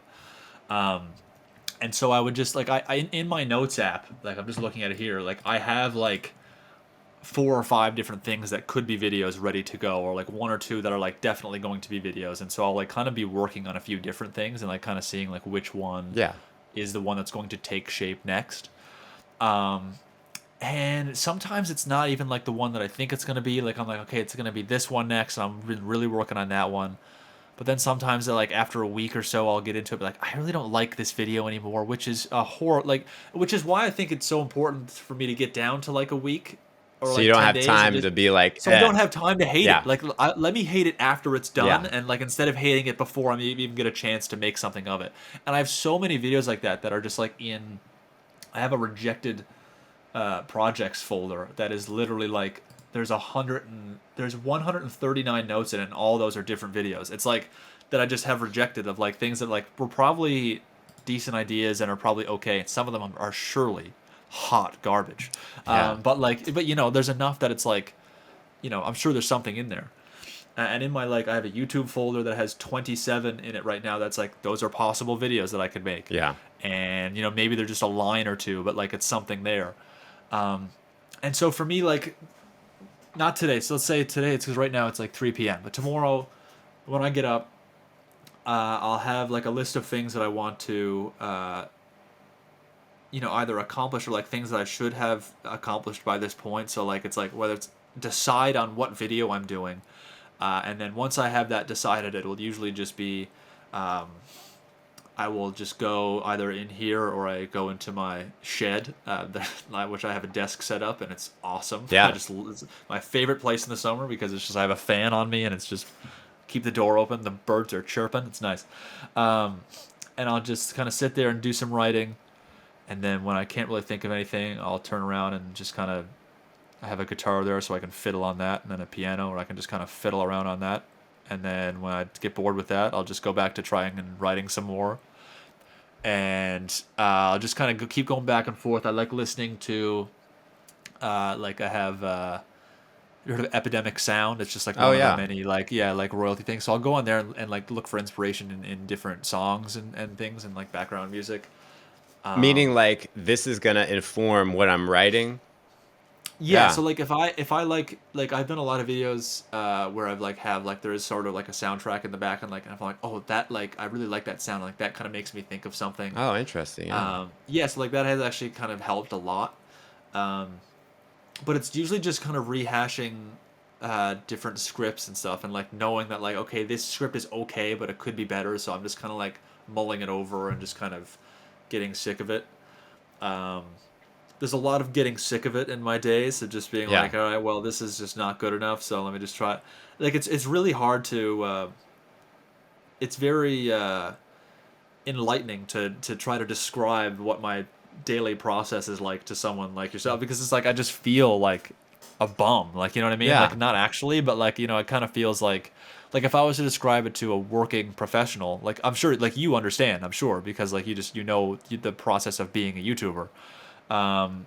But like if I was to just describe it to some 50-year-old man in a suit who had never heard of YouTube, he'd be like, "So you're a starving artist. Essentially just like, you're a bum on the street. It's like you're not doing anything." It's Yeah. like, but like I'm trying to do something. I'm just really, yeah, I don't know. So it's on the ideal week for me looks like day one. I'm like, okay, I'm coming up with an idea and like deciding on an idea, and I'm dead set. This is the idea I'm gonna do. Day two is like, all right, I'm gonna write the script today, and then like in the morning I'm gonna write the script. In the afternoon I'm gonna like edit the script, and then have a call with Colin and my buddy. So we'll talk about the script. We'll make sure it's done on day two. Day three I'm gonna go out and film it, and then maybe get started on some editing. And then day four, I'll edit it and like start thinking of like thumbnail title. Day five, thumbnail title, get it done. Like, be sure this is what I want. And then day six, ship it. Day seven, let's take a rest. Let's go get some Diet Cokes and we'll sit on the Yeah. beach. You know what I mean? Like, it's just whatever. If there was a beach here, we'd sit on it, but there's not. So let's sit on the grass. But no, like, so, and then day one, start all over again. Like, that's ideal, but that has never happened. So, like, I love to kind of when people do ask, I'm like this. Oh, I just did some writing today. Like my uncle's staying with us here now, and he's like when I come in from outside, like he's like, "Did you get creative out there?" I'm like, "Yeah, I got pretty creative out there today." So that's like it's yeah. I don't know. What is your? I'm interested to hear what is your daily? I mean, it changes all the time. So it's sort of like we drop our son off at daycare and get back around 8:30 to 9. So Right. basically 9 to 4 are my working hours. And sometimes I will schedule, like I tried for a while scheduling things out like every hour of the day, and that does Right. help. But sometimes it's just like I guess I stopped doing it because I felt like I was grinding for no reason. Like I'm just like Uh I huh. gotta take a step back and come up with better ideas. Uh huh. So on an unstructured week like this, it's sort of just like nothing happens for a while. And then so like yesterday, maybe around 10 or 11, I went outside, which I don't usually do, but I was like, I want to change things up. So I went outside with a notebook and looked through a bunch of old ideas I had written down for shorts because I'm trying to get into posting shorts, Uh huh. which I resisted because I really don't want to do shorts. But I'm like, I gotta. This is like a testing ground, a proving ground for ideas to kind of figure out what's gonna work. Like I'm trying to Right. get reps in really, and it's a low stakes way to do it.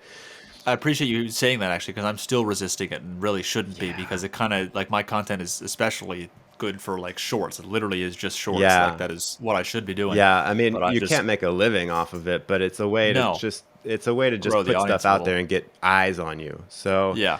that's what I'm doing. So yesterday I was like going through all the ideas, and then I wrote a script. I wrote it in longhand in this very notebook I have, this legal pad. I wrote it. Uh, Big fan of yellow legal yeah, pads. so I just wrote it Yep. out because with a minute, it's like doesn't take long to write by hand. And I'm trying to Right. get more into writing everything by hand because I feel like it'll slow me down and prevent me from overwriting because I think that's my Mm. problem is writing too much and then I have to edit later, which isn't the worst thing in the world, but I'm like, let me Right. be very uh, what's the word I'm looking for? Deliberate with everything I put down on the page. So I did Yeah. that, and then I filmed it, and then I edited it, and then I put it out, and then I went to a coffee shop and I wrote. I worked on another script for maybe 45 minutes, and a lot Hmm. of it I was kind of distracted because I was texting people at the same time. So Right. yeah, so that was a somewhat productive day, but I always reach the end of any day like that, and I'm like, I didn't do jack diddly, you know. It's like Yeah. this. I should have done more. I should have filmed like 5 videos. I should have done, but I have the same thing where like I'll get to the end of a day and I'm like I just feel like I didn't really do anything. yeah, And so like yesterday for example, like I like again like I work really well in the morning, so like I usually get up around like 8, 7, 7, 7:38, like it depends, but sometimes it depends on what time I went to bed. Um and I'll like have a good day like of just like doing some writing in the morning, and then like the afternoon comes and I'm like, okay, maybe I'll go for a run or something, and yeah, then I'll come back and I'll like go to a coffee shop and do some writing for like a solid hour. I'm like, okay, got an hour done. It was a good hour. Right on. Good stuff.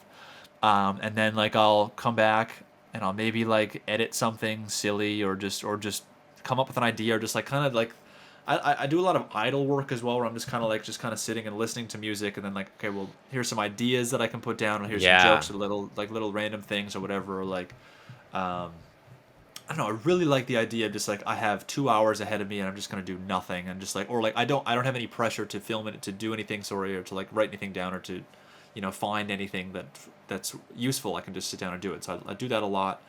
Um, but then like I find myself in the evenings, like maybe I'll go golfing with my buddies, and I'll come home at like 8:30 or 9, and then I'll be like, I just feel like I should do some more, and so like I'll yeah, go in the shed and just like I will open the notes app and like maybe like write a couple things, and sometimes I get things done, but like I don't know, I think that's definitely the running theme is that I just feel like more needs to be done, yeah, and I have a hard time turning it off.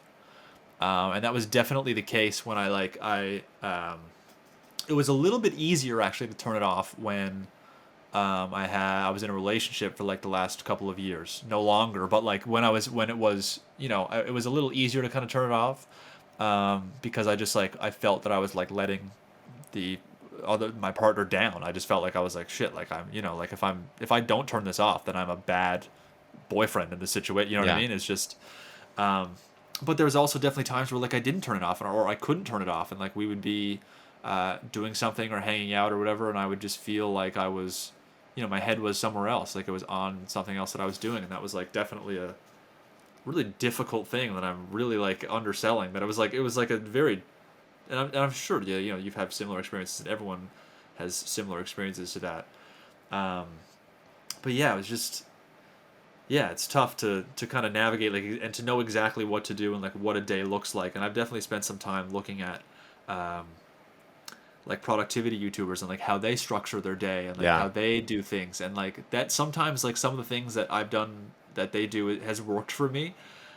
But I think it comes back to like the creative thing. It's like what they do, like there's creativity to it, but it's a little more like practical, yeah, and it's a little more like okay, like it's a little more, the steps are kind of outlined of what you need to do. Like you're talking about this today. It's like you're talking about the Pareto principle. It's like, okay, well, you know that you have to write about the Pareto principle. Like yeah, it's where it's like, and that like the idea is there. You're gonna get that done. You can get that done in a day. Anyone can sit that down, or sorry, can sit down and do that in a day. Not that it means it's gonna be good. I'm sure they do it very well. But when it's a little more of a creative and like not outlineable endeavor,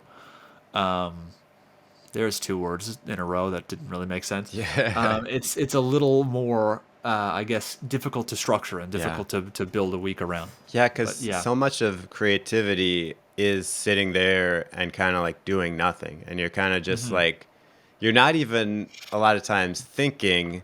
You're just like, especially when you're writing a script, the way it works for me, I guess, is I'll just play the scene back and forth, and kind of like I'm rewinding it until I get to the point that I'm trying to figure out, Uh-huh. like, the next plot point or the next joke, and I just keep rewinding and going to it until my intuition is able to like figure out what happens next.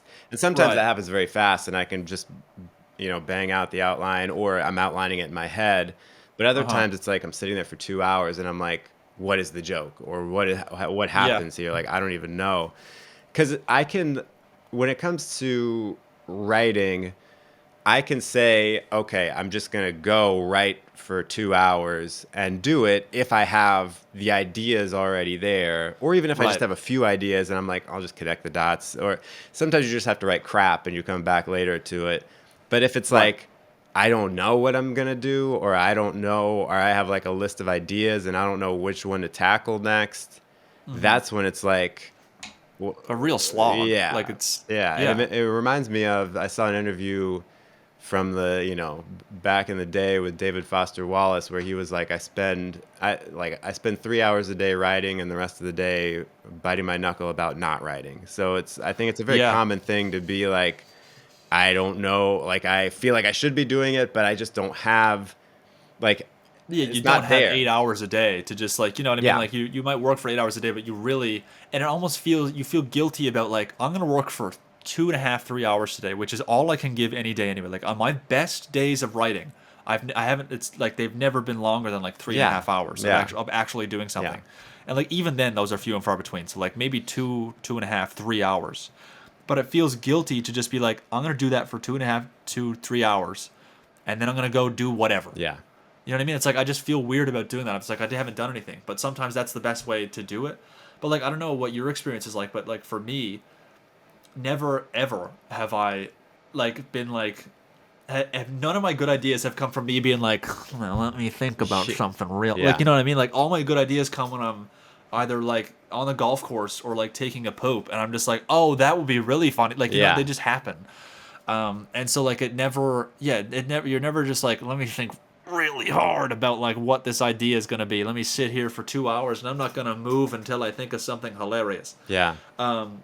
So yeah, like it's, I don't know why I put pressure on myself to just kind of sit down and just think about something funny when it, like that just happens like when you're cooking eggs or something. It never happens like, Yeah. you know, it's always organic. It's never just, Yeah, yeah. it's tough. Like, I feel like my best video idea, like, I can't say for sure, but I feel like my best video ideas came effortlessly.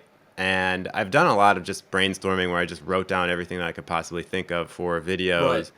And I'm sure some of those did well. But Uh-huh. what stands out are the times where it was like totally just like something struck me funny, and Mm. then it came out. So it's hard to, it's when it's your job to be on the treadmill of it, it's like it's hard to find the balance of, okay, I'm a craftsman who has to make a script, versus, oh, I'm channeling the creativity of, Mm-hmm. the universe around me, etc.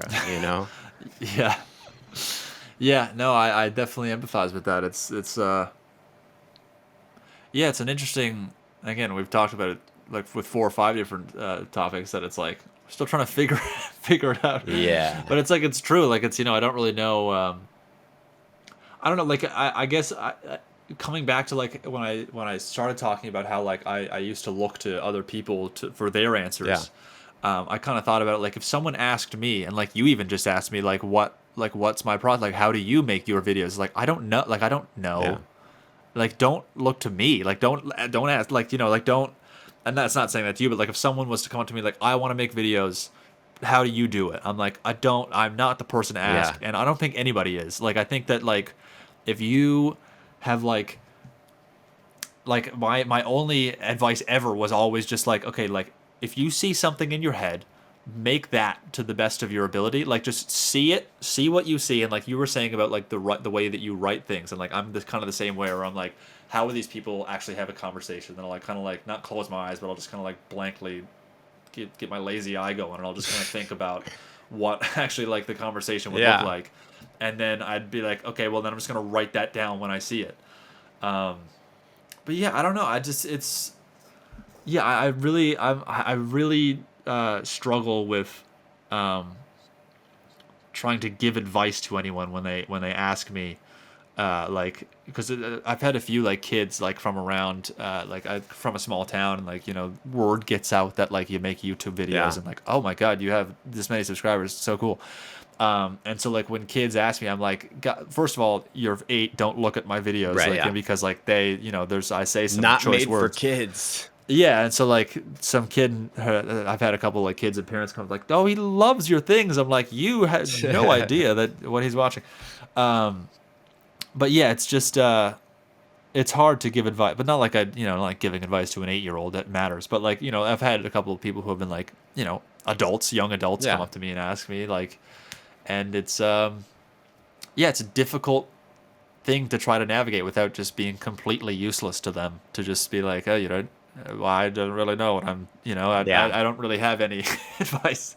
Yeah. Yeah, yeah, There's a certain amount of magic to it that you can't really explain. And even if you do give your process to someone else, it's like, that's not what I do because it works the best. It's just that's what I do because that's how I live my life, you know? yeah, It's like yeah, not, exactly. I'm not, it's funny because you see, like, the people who have the really solid process a lot of times seem to be, I mean, they're definitely like the most successful For creators you sure. see, but I don't know if I don't have a mind for business, so it's like difficult for me to get into that mode of a process. Like I Yeah. was listening to Daniel Thrasher is a big YouTube comedian. Yeah, I know Daniel. Yeah, I Yeah, don't know him personally, but I yeah, know of him. Yeah. and I listened to a podcast where he was talking about his process, and he does the batch recording and everything, and he has a team of people, and Right. it's just like, yeah, he's consistently successful, and he's doing something where it's like I don't know, like how I couldn't do it unless I like hired someone to just figure it out for Yeah. me. Like this, it would be Yeah. too much for me to try to do. I'm in the exact same boat. I became over the last year or so, I've become pretty good friends with. It's funny you mentioned Daniel because he's good buddies with Daniel. Charles Cornell, who's a piano and like jazz. He's a jazz pianist, and but he's got like a couple million subscribers. He does like piano videos and talks about jazz music and other things like that. And so he and I have become pretty good pals, and we talk all the time. And he is very much not like you and I, and he's very much like Daniel, where he's able to, he's got a bit of a team, and he's kind of very structured, and he's very business minded, and like the way that he thinks about things it's almost, I shouldn't say business first because he's very creative and he's very talented, he's very good at what he does. And it's why it almost seems like an insult to say that like a YouTuber's business first, but he's business first. I Oh, don't it mean is. that in any insulting way. Like he is I envy the amount of the business mind that he has, but he's very good with it. And it definitely works well for his style of content. And like Daniel's kind of the same thing. Even though Daniel is kind of like similar to what you and I did, like he kind of like there are, it's a lot of sketches and it's a lot of Yeah, I mean, it's all sketches. yeah, it's exactly. So it's like it's the same thing where it's just like, damn, like how do you do that? I know. Like, I'm Yeah, it's amazed. He has like 6 full-time employees, and I'm right. just That's amazed crazy. because comedy, as you can probably attest to, does not have a high CPM.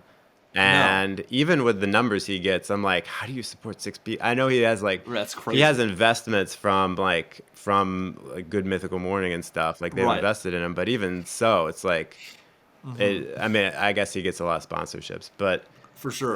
comedy is tough. Like I feel like in some ways that's not where it's at on YouTube. Like if we were smart, we would get No. out of it and do something else. Yeah.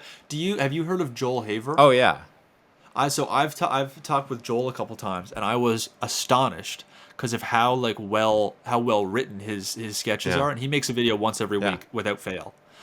And I asked him, I was like, man, like how long do you take when you write? And he was like, well, we don't write. yeah. And I was like, He improvises what? everything. Yeah, And they improvise everything. He's like, we have an idea, but we improvise everything. And I like, there's some, like I can see it in some of his videos. Like he's funny regardless. And it's obviously easier when you have a bunch of people to play off of. Like he's got a lot of yeah, friends and he lives in LA, and so he's got a lot of people to kind of play off of, and that's obviously much more easy to improvise yeah. in that way. Rather than with But yourself. Yeah, Right, but he's had videos where he's improvised with himself, Yeah, that's so hard. Have you and tried it before? and I have tried it, and I am amazed, like with him, like no one has impressed me more, and no one is funnier than he is, like on the spot, and and the depth of some of like the conversations that he's had with himself and not having been written is astonishing. Like it's truly like one of the most amazing things. Like I was flabbergasted when he messaged me and he told me that, like, oh, we don't write, we just improvise. Like I was like, it was eye opening, and like shit, I have to get better at that, because that would make it so much easier to post once a week or to post more frequently when you don't have to worry about Yeah. the hardest thing, which is the writing. But you also have to be supremely talented and dedicated. I don't want to. He's obviously incredibly talented, but like I also don't want to discredit the amount of work that he puts into getting better at what he does. But obviously, he's a supremely talented individual. Yeah. But yeah, no, it's just he for me, he is like the epitome of like comedy on YouTube, and like being able to just make like things that are just not at all relatable, like just really really good, and like he just has such a dedicated audience. Yeah. But I also see it because he's such a good, like he's such a pure creative person, and he's such a just a pure soul himself anyway. Like he's just, I don't know, I really like his approach to everything he does. There's a little love letter to Joel Haver Yeah. there randomly. But yeah, no, but yeah, he's one that like he's like almost without peer and like on YouTube in the way that the way that he makes things. So it's just yeah, It's interesting it's because you like write at some point. You're either writing in advance like we that's do, right. That is or true. he's writing as he goes and in editing, because it's like, and either way it's it's funny because it's like, you could argue, oh, it's very spontaneous, but it's like when we write a script, it's spontaneous. It's not like You're right. where do the lines come from? They come spontaneous, and we just happen to write them down before we perform That's a them. really good point. Yeah. It's just, I think I get worried about. Sorry, I didn't mean to no, cut no, you no, off. that I was didn't know it. you. Yeah, Sorry. Okay. Yeah. No. Sorry. Yeah. I think I get worried about, like, well, if I go out and feel, because I've done things like where I've tried to improvise before, and it's just been like, it's just kind of been like shit. you But forget like, what you but did in the other character, and yeah, and it's just really weird. But I've also had things where I improvise like with just one character, and it's just like kind of a compilation of that one character. yeah, And that has succeeded in the past. Like the first video that ever did well, the French cabbie one, like that was improvised. Like no one, like I didn't have anything written for that. It was just like, I know how to count to 100 in French, and I'm gonna put on a shitty New York yeah, accent. Let's see what happens. And like, and I had probably 20 minutes of footage, so let me just edit that down to 4 minutes, and like, there'll be 4 minutes of funny things in there, and then so like, the kind of writing in the edit, like you mentioned.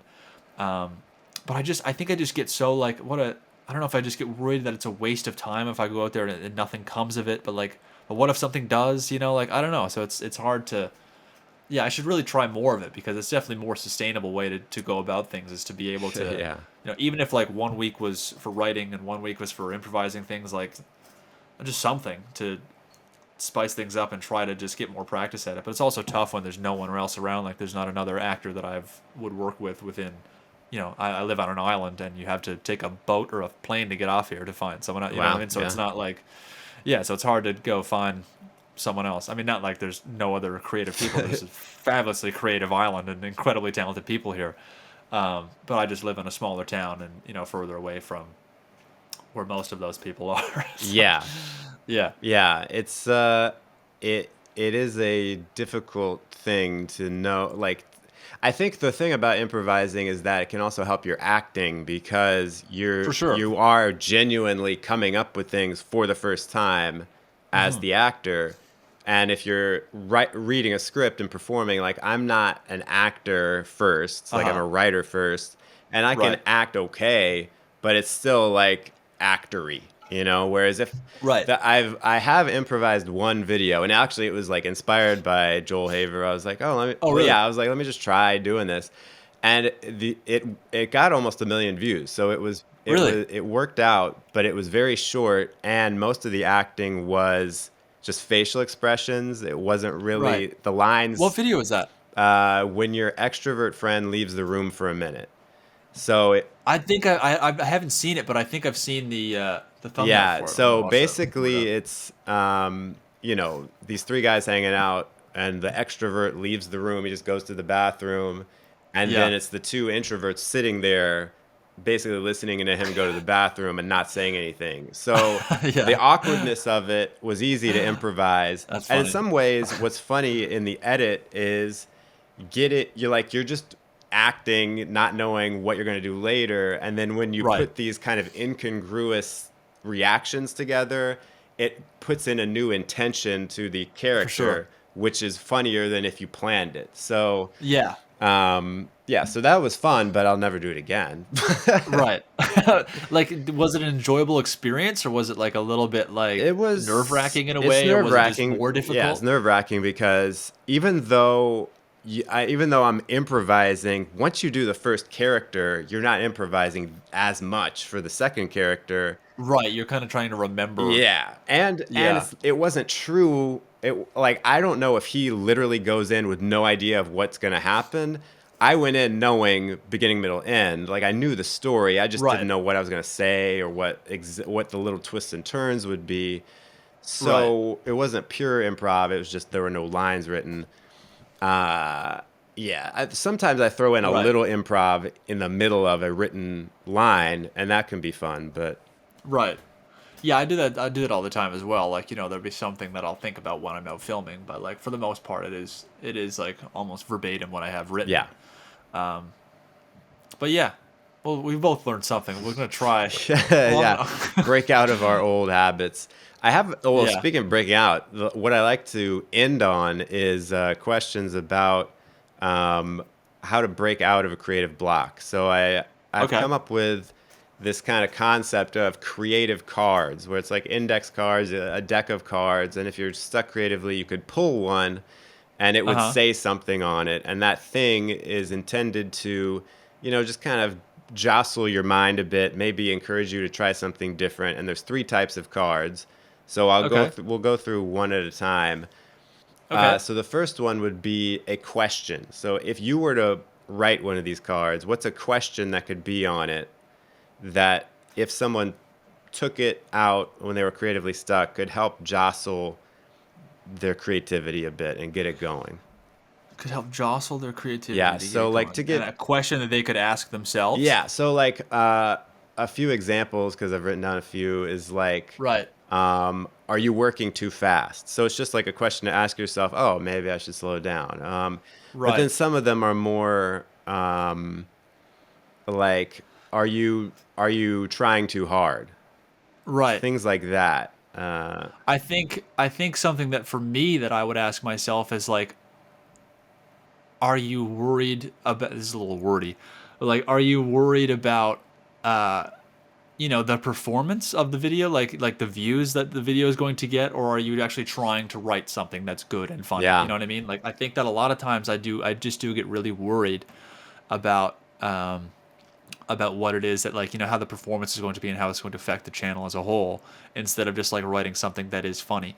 But there's also merit to that worry. You know what I mean? Like it's not like that worry is completely unfounded. oh yeah, Like it does have to still perform well. If I wrote a 2-minute video of my me bending my knee over, you know what I mean? Like it just wouldn't, like, no, like it still does have to have some form of like. But I guess but also that comes with um like if you write a good video and then just package it really well with like the thumbnail and the title, then sure. But like not, I've also really bad at that, I yeah, think. Like I think that, sometimes I'm okay at it if the idea is good, but like if I have a not very relatable or clickable idea, I have a really, really hard time coming up with some sort of clickable title. yeah, And I think Tom Scott is really, really good at that. I'm not sure how familiar you are with yeah. I've him. seen a lot of his videos. Yeah, Yeah, but he's fantastic at, like, sometimes I'll like click on a video and like, oh, that's an interesting title, like what a concept, and then he'll talk about something completely different and then kind of like briefly mention that sort of thing like about the title like later. yeah, And it's so creative, like it's a really, really good way to go about like a really obscure subject or like something that wouldn't really be very clickable. yeah. And I haven't unlocked that ability to do that yet. but yeah, I think that my biggest thing that I would tell myself personally would be like, to not worry about, are you worrying about the Yeah. performance instead of the actual quality of the thing that you're doing. Yeah. But I also like, are you trying to like, are you trying to, or are you like, are you also like trying to,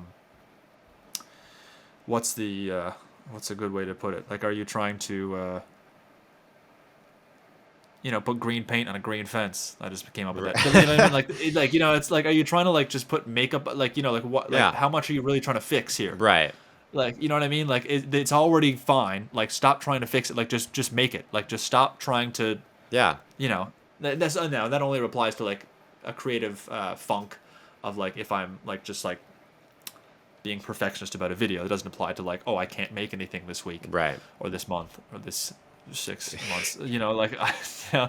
um, but yeah, that would be what I would ask myself, I think. Yeah. Well, I mean, that's good because you also brought up the next one is an invitation, which is also, you could think of it just like a command. You said like, stop trying to fix it. That's like, that would be an example of one. Uh huh. There are another, like several kinds of invitations. It could be something like that. It could be something, um, very literal, like go outside, like something Uh like that. huh. Are there any other ones that you can think of, or is the like just stop trying to fix it? Is that what you would? No, I think just like the whole done is better than perfect thing Yeah, is like definitely a good like kind of thing to live by that I have done like despite how much I've driven that into my brain, I've done a very bad job of actually like following that. yeah, But yeah, I think that like going outside definitely does help. But for me and for some people in the north and in shitty places, like like it's yeah, just like that only works for 6 months out of the year, and otherwise it's like all right, stay inside and then also maybe go somewhere warm. Um, but it's but even when it is like snowy and bad, it's like being outside and being in sunlight does absolutely help a lot. I found that like going out. Um, I very rarely find that like if I'm at home and I'm having trouble working, like going to a coffee shop almost always yeah, helps, and like it helps me like just focus for like an hour and a yeah, half, and like actually get something done. Because yeah, I can get into loops of like just not doing anything when I'm here and home alone or whatever. Like, or if I'm just like looking at my phone or like watching a YouTube video or whatever. Like, I'm gonna go to a coffee shop. I'm in public. I'm just gonna sip on a coffee and like and just even if I'm just like starting by watching a video or something, like I will eventually be like, okay, I'm here. I just have my laptop. I'm gonna do something. yeah, And it almost always works. But that would be the thing for me. I think would be to just like for a video itself, like if I'm just working on a thing, just hey, stop trying to make this more than what it is. It's fine. Just put it out, or like to just do it. Whereas like if I'm actually trying to write something and I'm having trouble, just change your physical location. yeah, That tends to help a lot. It's like if I'm just in my room or like if I'm even in the shed, like I'm very fortunate now to have like those two kind of spaces where I can just kind of go back and forth. But usually if I go to like a coffee shop or go somewhere else, it does help a lot to just kind of be elsewhere, and like kind of gives you a perspective that you're well, especially in the winter here too. Like if I'm like kind of in my room and like it's been snowing out and I haven't really gone anywhere for a couple of days, I'm like, oh right, the people are still out there, the yeah, world still exists. You know what I mean? Like I can still like go outside and see human beings. So that definitely helps to just be reminded that I'm in the planet. So yeah, yeah, yeah. I agree. Like, I don't know what it is. Going to a noisy coffee shop sometimes it helps me focus more than if I'm in a strangely, quiet yeah, room. Yeah. uh huh. It's I don't know what it is. Like, that's how I've always No, I been. Yeah. totally get that. I think maybe it's like the being watched aspect. I don't know. I don't know what it is because it does. I absolutely agree. The last creative card category that I have come up with in my I'm excited. is would be a statement, and you've said a few already. So it's not a question Uh and huh. it's not a direct uh, suggestion, but it's sort of just like a thing you could say, sort of like done is better than perfect would be an example of that. Right. Do you have any? Right. Do you have any others that you might put on a creative card? Do you have any examples to give me while I Yeah, think about so I mean, some of my like I go all over the place with these, and some of them are very blunt. So I Mm. wrote down, in the grand scheme of things, none of this really matters. That's one of them. That's a really good point that I've also like kind of honed in on a lot over the last little while, where I'm just like, yeah, like what am I actually worrying about? Like when I watch someone else's video, like I think that like if I were to watch someone else's thing, and even if it was the worst thing of theirs that I'd seen, but I liked their other things, I'd be like, well, I'm just gonna stop watching this and I'll watch their next. You know Yeah. what I mean? Like it's just it's whatever. Like it doesn't matter. Like no one actually cares. Like I think I get worried a lot about like what people will say about it. You know what I Yeah. mean? I just like get worried that like if I go down and see a comment that I know is to actually what I'm thinking in the back of my head of like what actually is flawed about this Yeah. thing, and then I'm like, oh shit, everyone knows now, Yeah. and like I just inflate the amount of people that actually care about whether or not it about what they think is whether or not it matters to me. You know what I mean? Yeah. I We just feel I like we're yeah putting out Citizen Kane or something. And even if people yeah. like it, it's just like they're going to watch it and then go on with their day. It's not like this, That's there's such yeah. That's the even better point. Is that like like when like what is happening when someone watches a video that I've made? Okay, I just made a 3 minute video, and it's about three little pigs talking into the big bad wolf, and it's just some funny jokes, and the most that someone's going to laugh might be Yeah. it's fun. You know what I mean? Like that's what their day is going to do. Like that's what that's going to do to their day, and then they're going to go back to talking to their wife and kid, and like they have so many, like the amount of like even in the hour window within they watch your Yeah. video, like the amount that video matters to them in that hour is like it's not even the top 10 Yeah. like of other things that are going to happen to them in that day. So yeah, I think that definitely does help to just kind of think about that, but I find myself having to remind myself of that a lot. Like I forget that, and I just like will get into like narrow like just spaces of just like, geez, like this is actually like it will I'll kind of convince myself that it is actually like a world altering decision that I'm had to Yeah. make here on this one joke, and then I'll like be like, oh no, you're an idiot, and this actually doesn't matter, Yeah. and none of this matter. You know what I mean? Like it doesn't matter. Now like it may matter like a little bit in like the scheme of like, okay, well, is this going to affect your career in some way? Like maybe if you continue to make garbage, it will, but Right. like you're going to be fine. Like even if this one sucks, the next one might suck less, Yeah. and then like the next 10, you like like you have some proven ability, so then you're not going to make 10 things that suck because you don't suck Right. Yeah. Yeah. 100%. I mean, you suck a Yeah. little, but like what I mean, you don't fully suck. So it's yeah, I think that's a great reminder. I think like done is better than perfect would be my number one. Yeah. Just to be like, I can't, like that's the only other thing, like for me, like if I wish I could listen to myself more, it would just be with that. It would just be with, just finish what you're doing and just go on and move on to the next one, for Christ's sake. Yeah. Like it's just like, yeah, I just get really upset with myself for not doing that more often. Yeah, it's so Yeah. hard to take your own advice. Like it's like I know what I should do. I know how I should think about this, but when you get Hmm. into it, you just get blinders, and you're like, I can't. Right. This is all I can do. Is Yeah. over obsess, try to perfect this thing. You know, Uh-huh.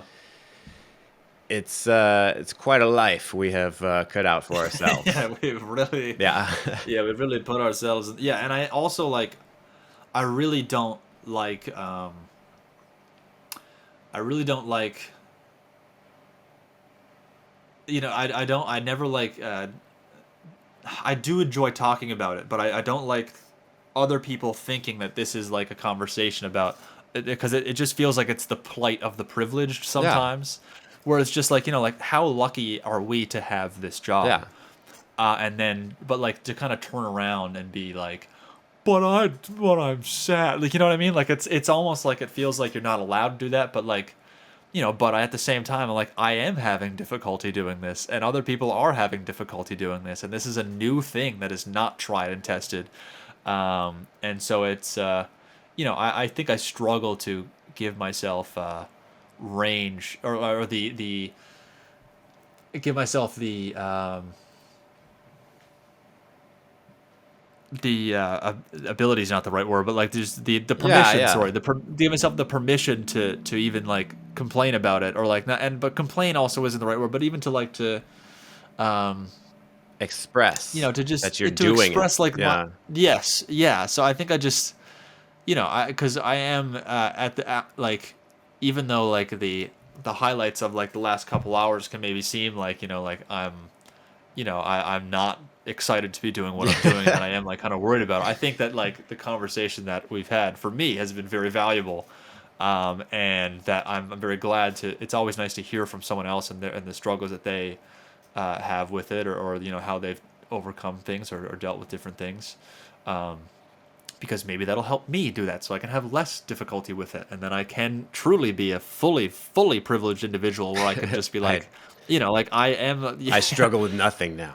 Yeah, now I am truly white and tall and straight. Right, yeah. Yeah, but you know what I mean? So it's just, yeah, I don't, I always have to caveat that with people who may have stuck around to be like, like, I am very okay with, I'm very happy to be where I am, Yeah.